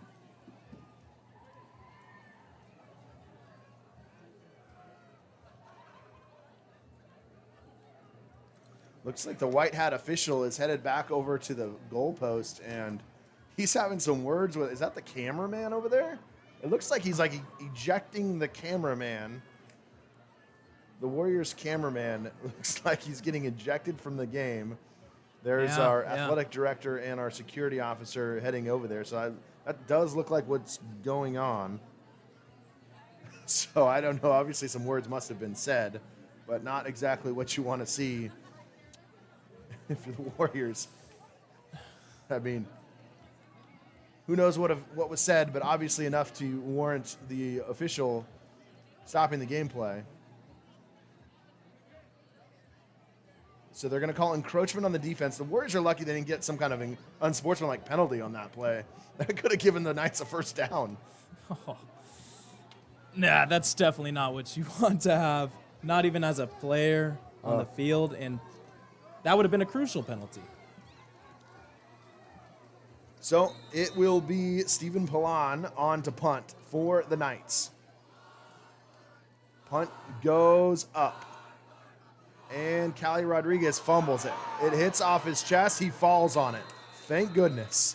Callie Rodriguez was able to recover his own muff punt, and it'll be 1st and 10 for the Warriors at the 41-yard line. Well, at least the ball's secured at the 40-yard line. Exactly. Get the ball to the offense. Just no turnovers. Absolutely. The Warriors do not need that. If anything, they need for a turnover on the defensive side of the ball or something huge. They just need that one spark play to get them back into this. You know, I always thought this rivalry, Weston, is an interesting one. Kind of just, you know, we said we'd come back to this. You grow up with these kids for elementary school, for middle school, and then you go to separate high schools. I don't want to say it's a friendly rivalry. It's kind of a friendly rivalry. You're friends with a lot of people over there. It's a weird rivalry, right? I think so. It's, you know, people will say, like, oh, this rivalry is just such a hatred rivalry and stuff. But, as a player on the field, like you said, you grow up with these guys. So it's just fun to get out on the field in such a competitive environment with a lot of the fans, watching you too. And you're like, oh, let's just put on a show in front of my buddies, or against my buddies, I should say. Good pass to Squibb for a gain of 8. It'll be 2nd down and 2. This handoff will go up the middle or to the right side to Vance Abercrombie. He'll lose a yard on the play. But back to your point, it's always funny joining us at halftime. One of your buddies came in. He's a St. Joe guy. You guys are good buddies. And, it's almost like it's funny because you're enemies in high school when your teams play each other, but, like, very good friends for the rest of your lives, right? I mean, like, that's kind of how this rivalry goes in a way, in some ways, right? I mean, some people probably really can't stand each other, but in other ways, it's a little bit different. No doubt. It's all in the good sport of just, fun. And it gets competitive and stuff, and you want to win. But at the end of the day, you're going to most likely be cool with each other. 3rd and 4, swing pass to Abercrombie. Not going to get the first down. It'll actually be a loss of a yard. Good play there by the Knights defense. So we'll see what the Warriors do in their own territory. Down by 21, 5:57 left to play in the 3rd quarter. It looks like they're going to leave their offense on the field and go for this one.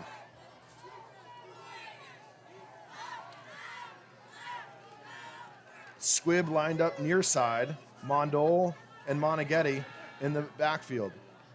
Claiborne's going to try to run for it, and he don't think he got there. It's going to be close, but it looks like it's just short, and it will be a turnover on downs to the St. Joseph Knights. About 3 yards. And there it is officially. The official signals the other way.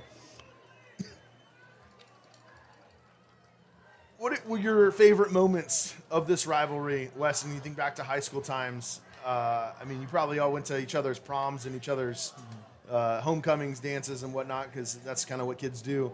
But what were some of your favorite memories in this rivalry that you can think of? For me, I didn't play football. It was really fun to go to the games, but I think in basketball, like, no matter what your records were or, how competitive the audience thought it would be, everyone's going to show up. Everyone knows that there's buzz about this game brewing throughout the whole week, given a basketball or baseball game or anything. And I just love having the competitive environment. Mensa's pass complete to McGowan on the left side. That'll be a first down for St. Joseph. But, yeah, I remember one of your years, I realized was super underdogs. You guys weren't having a very good year, and you somehow beat the Knights in basketball. And obviously that's like the storied program, right? That's the guy, guys from all over the world play for St. Joseph. That was a huge win, I remember, in the gym. And it wasn't like it was a close one. You guys blew them out, if I remember right. That was a fun one. We did. I think it was by double digits, and it was a game where it was my junior year, and St. Joe's came to our stadium our gym. What's it called? Gym. Yeah. There we go. Yeah, we're playing. We're talking about basketball.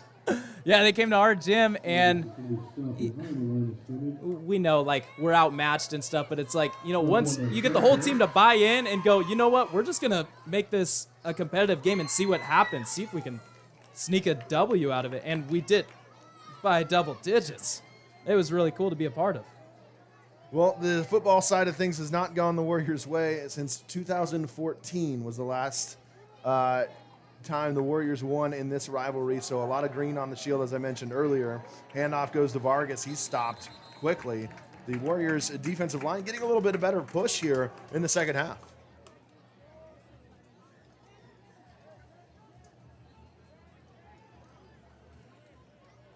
So it'll be 3rd down and 11, another big important play. And if you're the Knights, you're probably looking for Fossey somewhere. Is he going to run the hitch, or is he going to go deep? Right? You almost got to bracket him. You got to send your safety over there. Just get coverage on the guy. Almost just put a double coverage. Make sure you're guarding that comeback route, but also that fade route that he can hurt you up on the top from. And you got man coverage here on the right side if you want it. It's a play action, but they're going to look for Fossey. And did they jump the route? Is it incomplete? It is. No, it's caught. Man, he somehow caught that ball, but it is, I believe, just short of the first down yard to gain. I can't believe it. That had a chance of being picked off, but it wasn't. It'll be 4th and short. See if the Knights try to sneak or try to do the hard counting here. Two things that we've seen them do so far this year.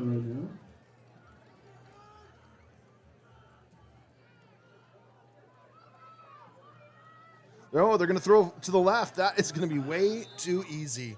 And just when we thought we knew what they were going to do, they look around, they see Fosse's got 7, 8, 9 yards of coverage. All you got to do is just stop, easy pitch and catch. It's like playing backyard football. That's their offense, right? It seems like they may not even have a play drawn up, but that they get to the line and they see, what mismatches they can go to or what plays they can dial up after reading the defense. And right there, having a corner 5 yards off of Fosse, like you said, it's too easy of a read. Mensa drops back. He's going to look out of the backfield. Carter Vargas in space. He's going to make a man miss. He makes Lachey miss. Makes a second man miss. Finally, somebody wraps him up. There is a penalty marker there on the field. I'm not sure what that's going to be. We'll see. Maybe an ineligible man downfield. I wasn't looking, but it could have been. They're pointing backwards. There was really nobody other than Vargas around, so I don't see it being a holding play. Maybe a sideline warning. I don't know. I'm just taking blind guesses at I'm this not point. sure what it was. They're walking back like it's against the Knights. Oh, it looked like a face. Okay, face mask against the. So he must have given a stiff arm and grabbed the face mask and pulled him away, is what I'm guessing. Carter Vargas got called with that face mask there. An offensive face mask. That's a rare penalty to see. You don't see that often.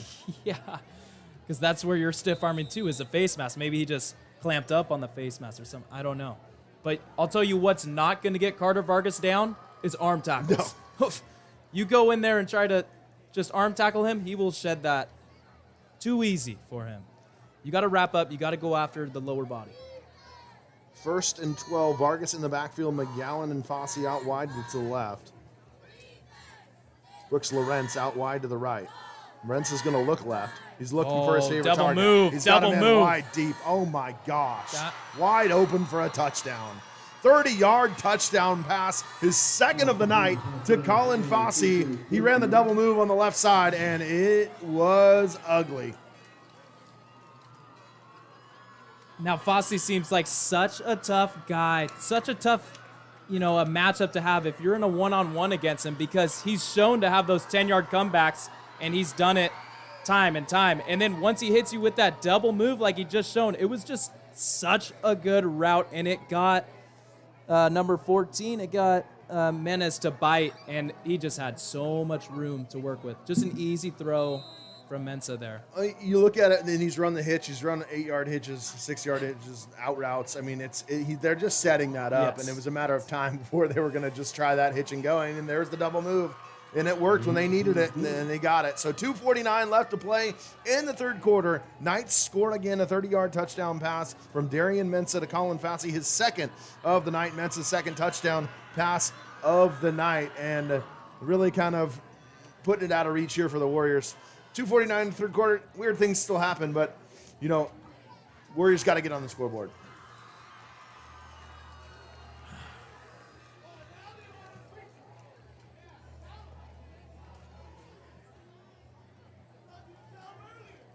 Well, let's look ahead at some schedules here. The Warriors will conclude back home next Friday against Mission Prep, and then they finish the regular season, with Napomo up at Napomo High School. As for the Knights, a couple big games here coming up. They play Lompoc next week at home. That should be a pretty interesting matchup between the Braves and the Knights. And then they finish with what could be both teams undefeated at the end of the regular season, Mission Prep and St. Joseph. Right now, both teams 4-0, and that could set up a battle for the league title up in San Luis Obispo. That game is at Mission Prep. So Mission Prep kind of surprising some people their first year in the Mountain League, playing really good football. Don't know the scores right tonight. They could be playing right now and losing. I don't know, but as of right now, going into tonight, they were 4-0. Imagine that matchup. If St. Joe's and Mission just wins each of their next few games and plays the last game of the year undefeated, it'll be pretty much the all-area, championship. So Warriors back on offense, 1st and 10. This is going to be a pass play. Claiborne drops back. That is going to be complete.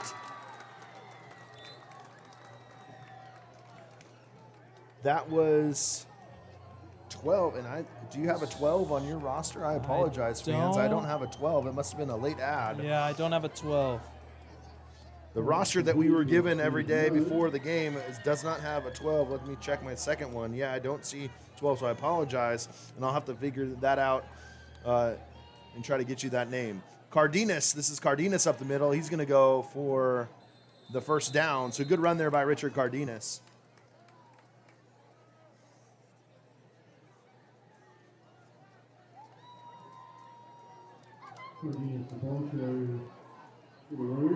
So first and 10 from the 43-yard line as the Warriors move the chains. They have not had a whole lot of difficulty moving the chains. In fact, Weston, if I can remember, I don't think they've had a 3 and out, if I can remember. They're moving the football.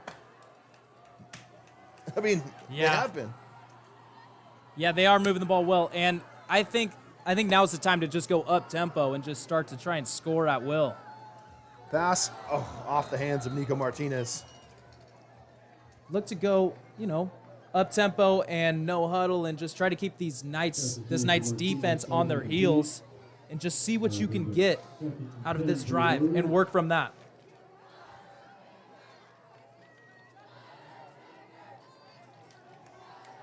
Second and 10 for the Warriors.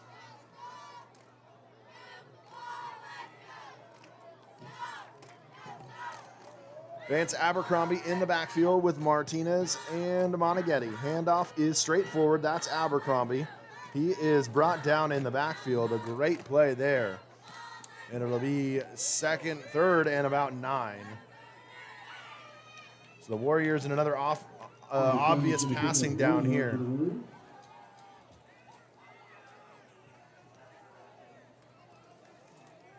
1:11 left to play in the third quarter. It's been all Knights tonight.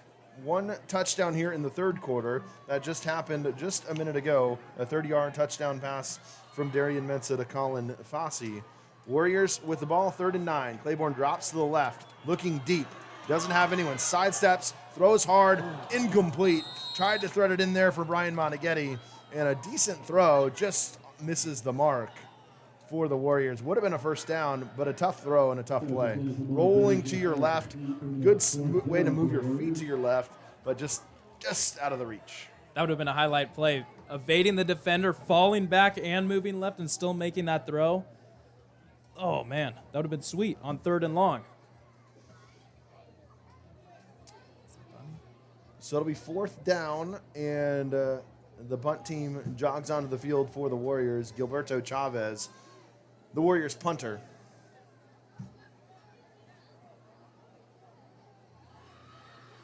Had 1 punt of 8 yards and had a punt of about 50 yards. So those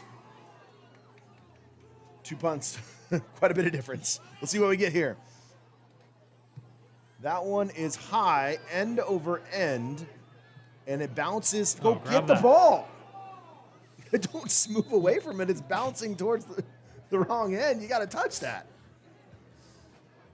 Took a Knights bounce, and it'll be at the 37-yard line. It'll be 1st and 10 for St. Joseph. Little mistakes, Weston, here and there. Little intricate details, the fine details of the game. That's the difference between winning and losing. Obviously, we know that. We've coached before. Just the attention to detail, the little things. And Knights have done a better job with that attention to detail tonight, and it's shown on the scoreboard. That's for sure. No doubt the Knights haven't had many mistakes, and if they have had some, they weren't costly at all. For the Warriors, the penalties and just some confusion that we've seen that it costed them points for sure tonight. Knights going back into the double back formation with Langley. Oh, excuse me, that's Carter Vargas. Carter Vargas, left side, he's got some space. That'll be a gain of 12 on the play. Good run there to the left side, stretching the Warrior defense.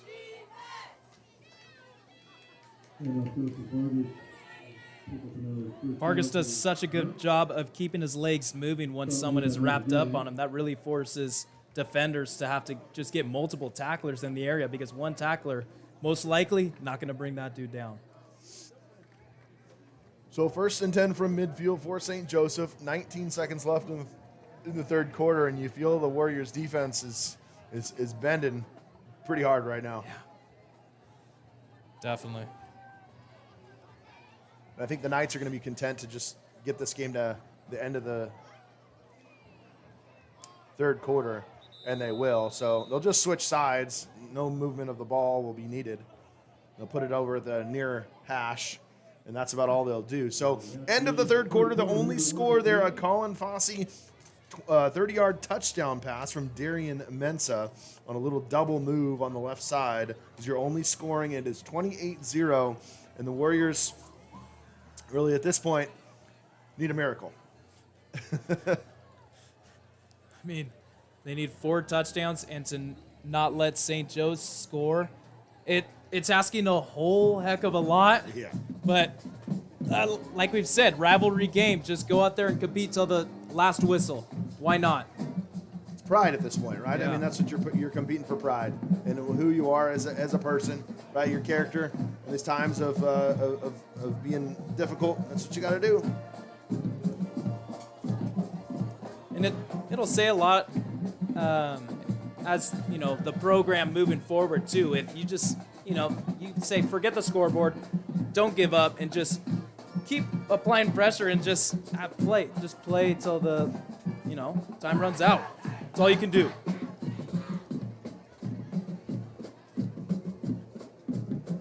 Well, I got to ask, we've been talking about it a little bit off camera, but how's the fantasy season going for you this year? Not good. Not good. Not a good year for you. I'm, as of right now, out of the playoffs if it were to happen. Oof. I'm definitely 7th or worse in all 3 of my leagues. Yeah, not going so well. Handoff up the middle, big run there for the Knights. That is a new ball carrier. That's 26, and do you have 26 on your roster? Is it 20? It looks like 25, possibly. Correct. 25, Yeah. maybe. If that's 25, that's Aaron Fierro. Right. 25.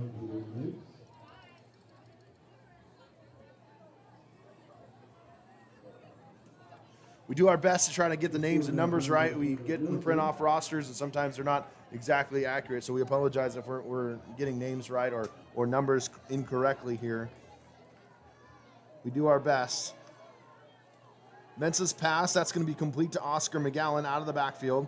Makes a move upfield, but he's brought down there by, I believe that was Brandon Squibb over there on the right side for a gain of a couple yards. So going back to fantasy, who's your first-round draft pick this year? Bust? Well, So far?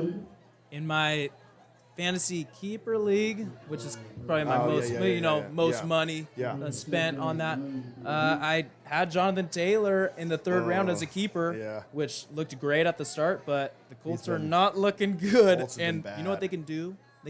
Other teams against the Colts, stack the box. Just put 11 in the box because Matty Ice is not the answer right now. So Taylor's probably getting no room to run, and it's tough to watch. And then I also drafted first round Kamara. Yeah, Alvin Kamara. And he's injured, all right? Yeah, injured. Carter Vargas run, swarm tackle by a number of Warriors. Good play there by Righetti. Brown, Twisselman there on the stop. So it'll be 3rd down and about 7 for the Knights offense. Yeah, I drafted Eckler in the first round, and the first 2 weeks, I was like, oh, man, this is going to be bad. And all of a sudden, the last 2 weeks, he's really turned it on. So, the last 3 weeks, I've been happy. I've had a good year, 4-1 so far, so I'm happy with where my team's at. I've had a lot of points, scored 180 points the last 2 weeks. Oh, and man. It's been fun. So, yeah, we'll see. It's early. That's what I'll say. You never know with injuries. You never know what can happen. It's fantasy football. That's why it's fun.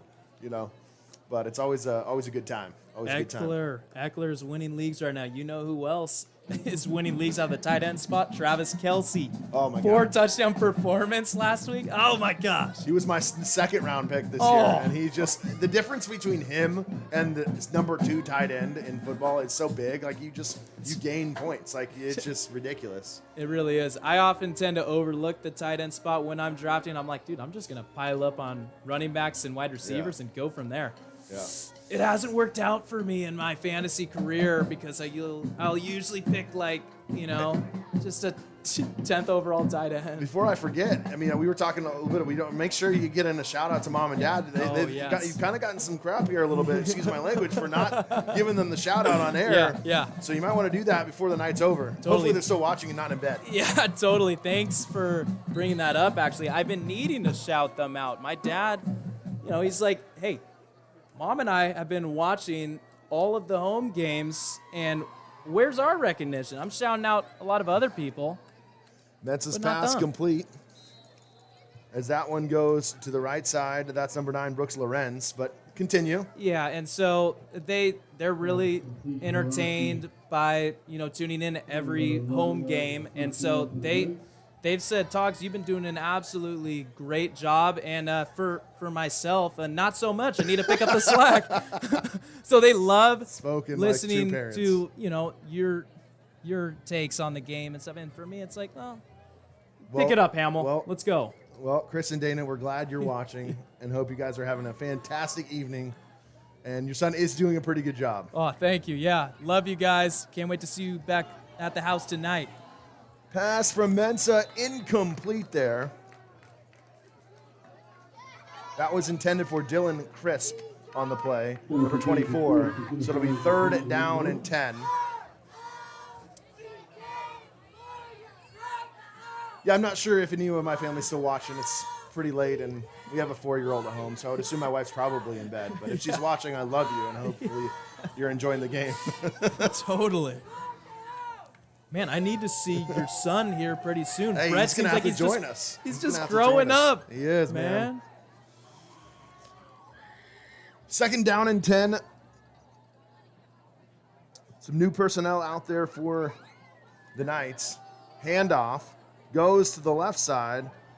That is Aaron Fierro, number 25. You were right there, Weston, number 25, not 26. Yep. And he runs inside the 10-yard line for another 1st and goal for the St. Joseph offense. Now, Carter Vargas, he's a really good running back, and he can create, his own, running path and all that. But, with this offensive line, you can really stick any of your running backs in there, I feel like, and they're going to produce. This line, time in and time out through the game, has just moved the defense back. Yeah, interesting to see the personnel here for the Knights. I mean, there's probably 2 parts, right? It's your rivalry game. You want to score a bunch of points, but you also probably want to get some guys some work. So we'll see what the Knights decide to do. Mensa is going to roll back. He's going to throw this one. He's going to cut back upfield. He makes a man miss. Now he's going to try the left side. Sutter steps, tries to get in the end zone, and does not. He is stopped short. That looks like we have an injured Warrior down on the field. You don't like to see that. That is Ethan Brown, who kind of hit the ground at a funny angle there on the left side. So injury timeout as our athletic trainer, David Chironis, will head out and see him.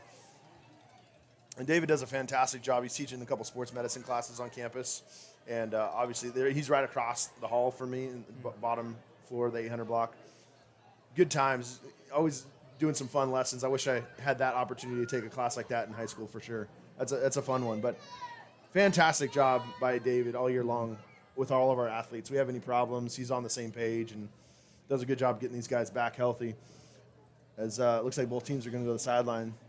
There's a few guys down there working on Ethan Brown. Hopefully it wasn't anything too serious or a head or, gosh, you watch those guys and I'm not speculating. I don't know what happened, if it's leg or what it is. We don't do that. But just watching the NFL, man, those guys like Tua and the reactions of those guys with head injury, that's just a scary thing. It is just, I know it's part of the game, but it just stinks to see, That's the big downside about football. It's so entertaining to watch, but you'll see these just huge collisions, and especially the head area.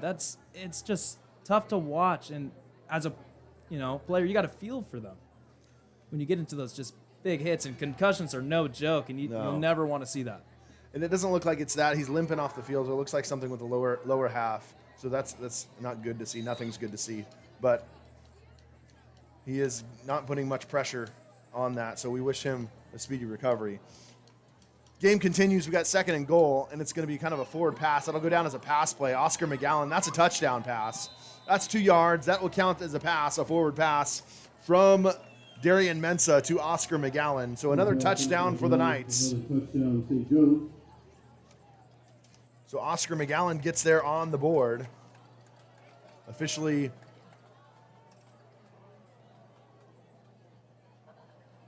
three yards on the touchdown pass.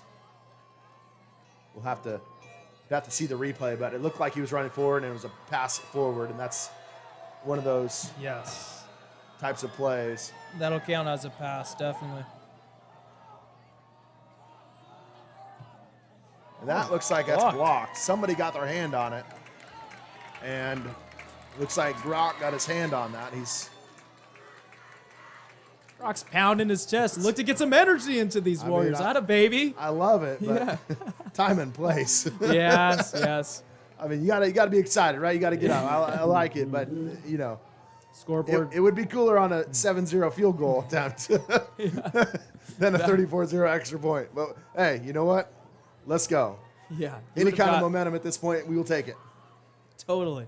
You would have got more of an eruption from the crowd, but I like the energy. Rivalry game. Trying to spark something into this team.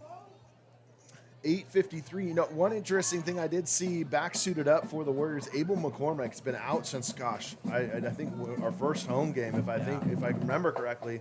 He led the team when Claiborne went down last year and led him all the way to the CIF finals, winning that.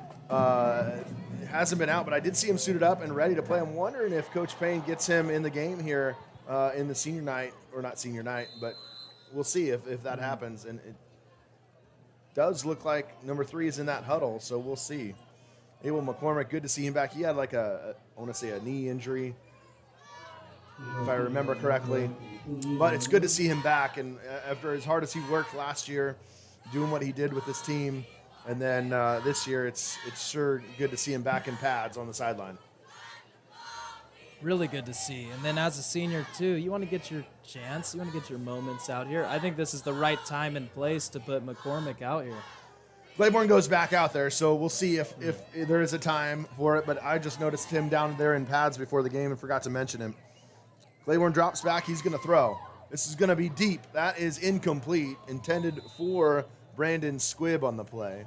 So it'll be 2nd down and 10 for the Warriors offense.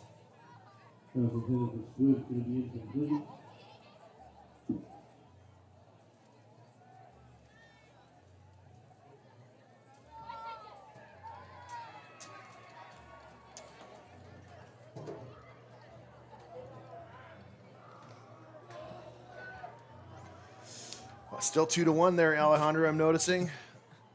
Muncie struck out with the guys on the base there. Yeah, Alejandro is working hard here with that Dodger game. Throws his hands up in frustration. Both you and Weston, big Dodger fans. Yep. Can't say the same for myself, unfortunately. So after that run, it'll be 3rd down and a couple for the Warriors offense. Yeah, your team's watching from home. So. They are.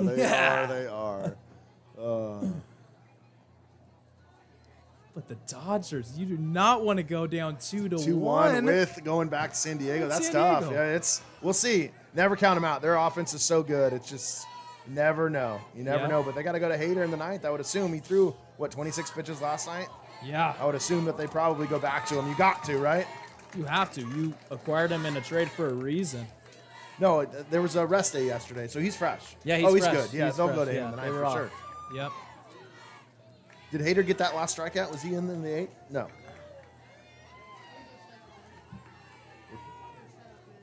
Setup guy. Got it.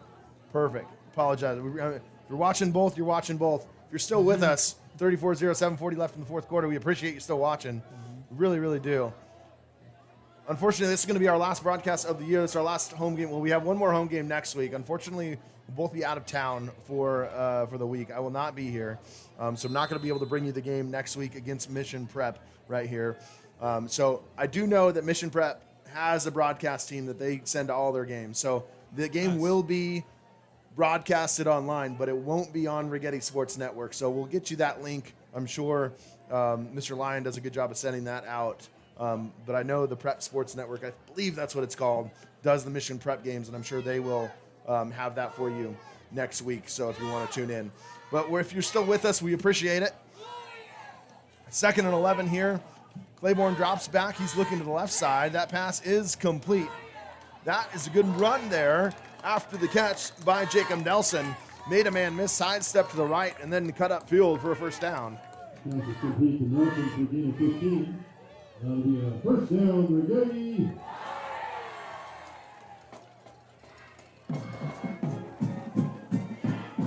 So 1st and 10 from the 40-yard line. And I would say, Weston, out of all the games that I've watched all year long for the Warriors, they've moved the ball best tonight. Nothing to show for it, obviously, but I would say they've accumulated their most first downs of any game that they've played so far. I don't have that official stat for you, but I would assume. Claiborne runs. He takes a slide. Smart decision there after a gain of 7. You like that decision, going down, staying healthy. Absolutely. There's something you'd like to see out of Claiborne. Nothing downfield. Get up the field and run and pick up 7 yards. Thought he's played pretty well tonight. I will say, he's thrown the ball well. It's just some slight misses here and there, But I thought he's managed his offense pretty good. You feel bad because there's just nothing to show for it. That's really what you feel bad about. But credit to the Knights defense. Yes. They played well as well. Yes, and Knights have been playing well on both sides of the field. And they're proving that their 6-1 record is no joke. I mean, we see it. They're just on all sides of the field, just a solid complementary team. I'm curious to see as the season plays out and you look forward farther ahead, rankings-wise and whatnot, where they're going to get placed, playoff time. There's the difference between Division I and Division II in the Central section is pretty significant, and they're kind of right on the bubble-esque rankings. Right now, they keep winning. I would assume they're going to be in the Division I playoffs for sure, which we'll see. I mean, it's going to be it's you never know when you get into that kind of stuff. Obviously, playoff looming in about 3 weeks, so we're not really there yet. But Warriors have to win 3 games overall to make the playoffs, is from what I believe was told. So they would have to win their last 2, barring this loss tonight, and otherwise there will be no playoffs. And even if they did, they would only fall as far as, I believe, Division III, which is not what happened last year, obviously, with the fall. So down to Division V. So they've changed that rule as well. You can only fall 1 division in the playoffs from your base division. So base Warriors with a base Division II can only fall to Division III if they make the playoffs. And of course, they got to come with 2 wins in the next 2 weeks against Mission Prep and against Napomo. So tough task. We'll see. You never know. That's why you play it out. Yeah, totally. And a tough matchup with Mission Prep next week, but give yourself a shot to win, and then you have a winnable matchup against Napomo in the following week. Yep. Definitely. Although, looking at Napomo's score, they played with San Ynez tough, something that we didn't quite do. San Ynez kind of took it to us right here on homecoming night. So we'll see. You never know. It's football. Weird things happen. Players go down. Injuries happen. It's tough. Any given Sunday. Any given Friday night. Yeah. Right? Any given Friday night. That's right. So it'll be 3rd down for the Warriors. Sunderhouse into the backfield with Moneghetti standing directly next to Claiborne. Handoff is going to be pulled back. Claiborne will go forward. Claiborne's got it. And Claiborne rumbles ahead for a first down. It'll be 1st and 10 from the 23-yard line. Good run there by Braden Claiborne on that read option. We've seen him go to those read options, and when he pulls it, he does get good gains out of it. I like the read option runs, and I think they should do more and more of those. looking at Alejandro, my guy, see, he's on top of it. Pulls up the Mission Prep is beating Roy Grande right now 28-21, so good game in Mission Prep. Nico Martinez takes this ball to the left side for a gain of 3. So if Mission can hold on to beat AG, they'll remain 5-0, and both St. Joseph and Mission will be 5-0 going into next week. Obviously, they got to take care of businesses. But that's kind of looking ahead, Mission Prep St. Joseph will be for the outright league title. That's the ultimate championship right there. Just how it's set up, how it could be set up to have 2 undefeated teams meet in the last week, that'll be an incredible one. That's interesting. The last few years, St. Joe and Righetti always play the last week of the season. I feel like it's always the last league week of the season. This year, for whatever reason, I think they've rotated around. It's not the last league week of the season. So, looking ahead, the matchup is a lot different. Definitely. So we 3rd down and 2 for the Warriors offense, trying to find the end zone for the first time tonight. It's been all St. Joseph here in the second half. They've scored twice. Claiborne pulls it out. He's going forward. He gets inside the 5-yard line. Oh, no, not quite, but he gets a first down. It'll be 1st and goal for the Warriors. 4:17 left to play in the ball game. Claiborne on this drive is doing a really good job of reading that read option and just taking the ball away and getting 5-10 yards out of it. And this is a familiar position that they've been in, is their red zone. Now, how do they answer? So, 1st and goal. Handoff. No, he pulls it out. Claiborne to the right side, trying to find the pylon. He gets in. Touchdown, Warriors. Braden Claiborne, 6 yards out. Like you said, running the ball great on that drive. Braden Claiborne finally finds pay dirt for the Warriors with 4:01 left to play in the 4th quarter.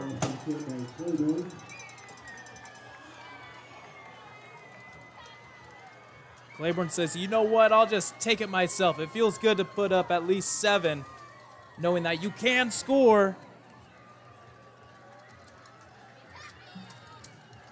So Andres McGowan on to attempt the extra point. Snap is good. Kick is up, and that sails through the uprights for a PAT. So 4:01 left to play in the 4th quarter. The score, St. Joseph 34, Righetti 7.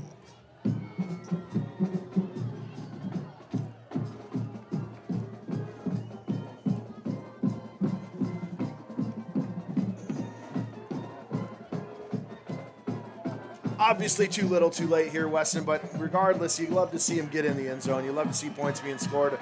It's in the Warriors, man. They put up a late touchdown, I feel like, a lot of times in the games. I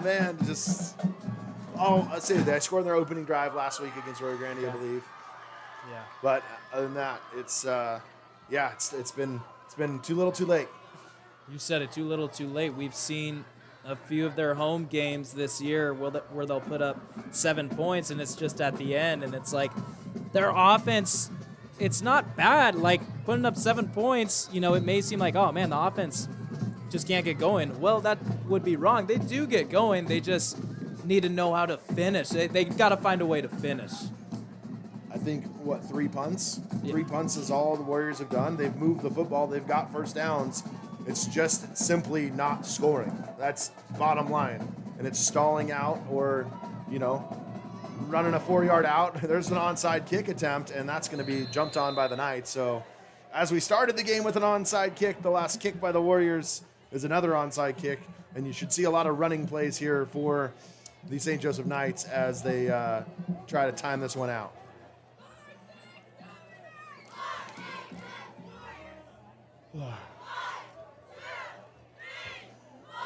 Well, the cheerleaders get some action in tonight. They get some 7 late kicks every time they score. Go with the points. So the scoreboard went out again. But they finally get to do their kick line. That's always good to see. Would much rather them get in 60, 70, 80 kicks on the night. Would have made me feel a lot better, but it is what it is. That would be great. But then, in this game, they have to wait until the 4th quarter to do those. So here we go, 1st and 10. Mensah's still in there for the Knights. He's going to hand this one off. This one is to Fierro. as Aaron Fierro drives forward 4-5 on the play.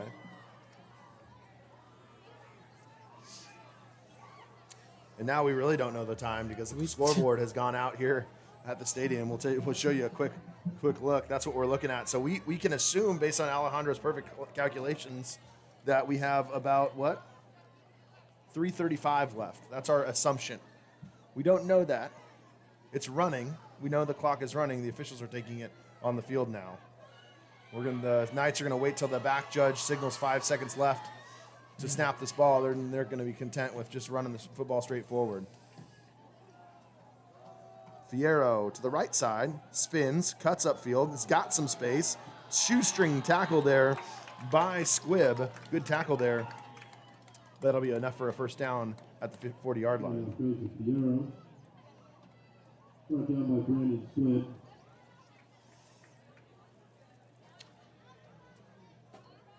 Well, clock says 3:08.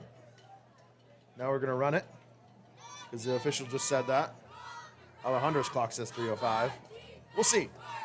Scoreboard's still out. First and 10 from the 40. At this point, it's just a mere formality.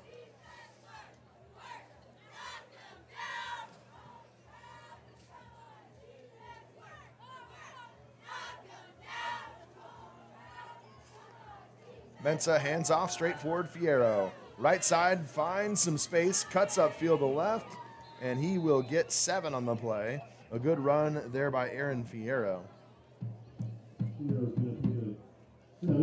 You know what I think the O-line should do after the game is have the running backs pay them a steak dinner or something tonight. That's Man, right. They have made both Mensa's job and the running back's job so easy tonight. Absolutely. The officials coming over to ask about the clock, the scoreboard, because it's been off. The game scoreboard here at Warrior Stadium has gone blank. They have 33. Yeah, there's just it's just.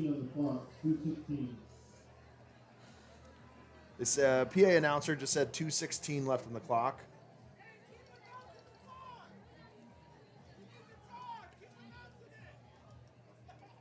So the coaches are yelling up to keep announcing the time. You probably caught that on the microphone. So, that's not us. That's the room next to us. We're just doing the broadcast, doing our best. So they got to keep the time, which it is. It's a wireless scoreboard, so it's a connection between the scoreboard and the score board. I don't know, buttons. I don't know. There's a word for that. I'm just blanking. Yeah. And it's working on the board in front of the clock operator, but it's not sending the signal to the scoreboard. We're at 2 minutes. Yep. 2 minutes.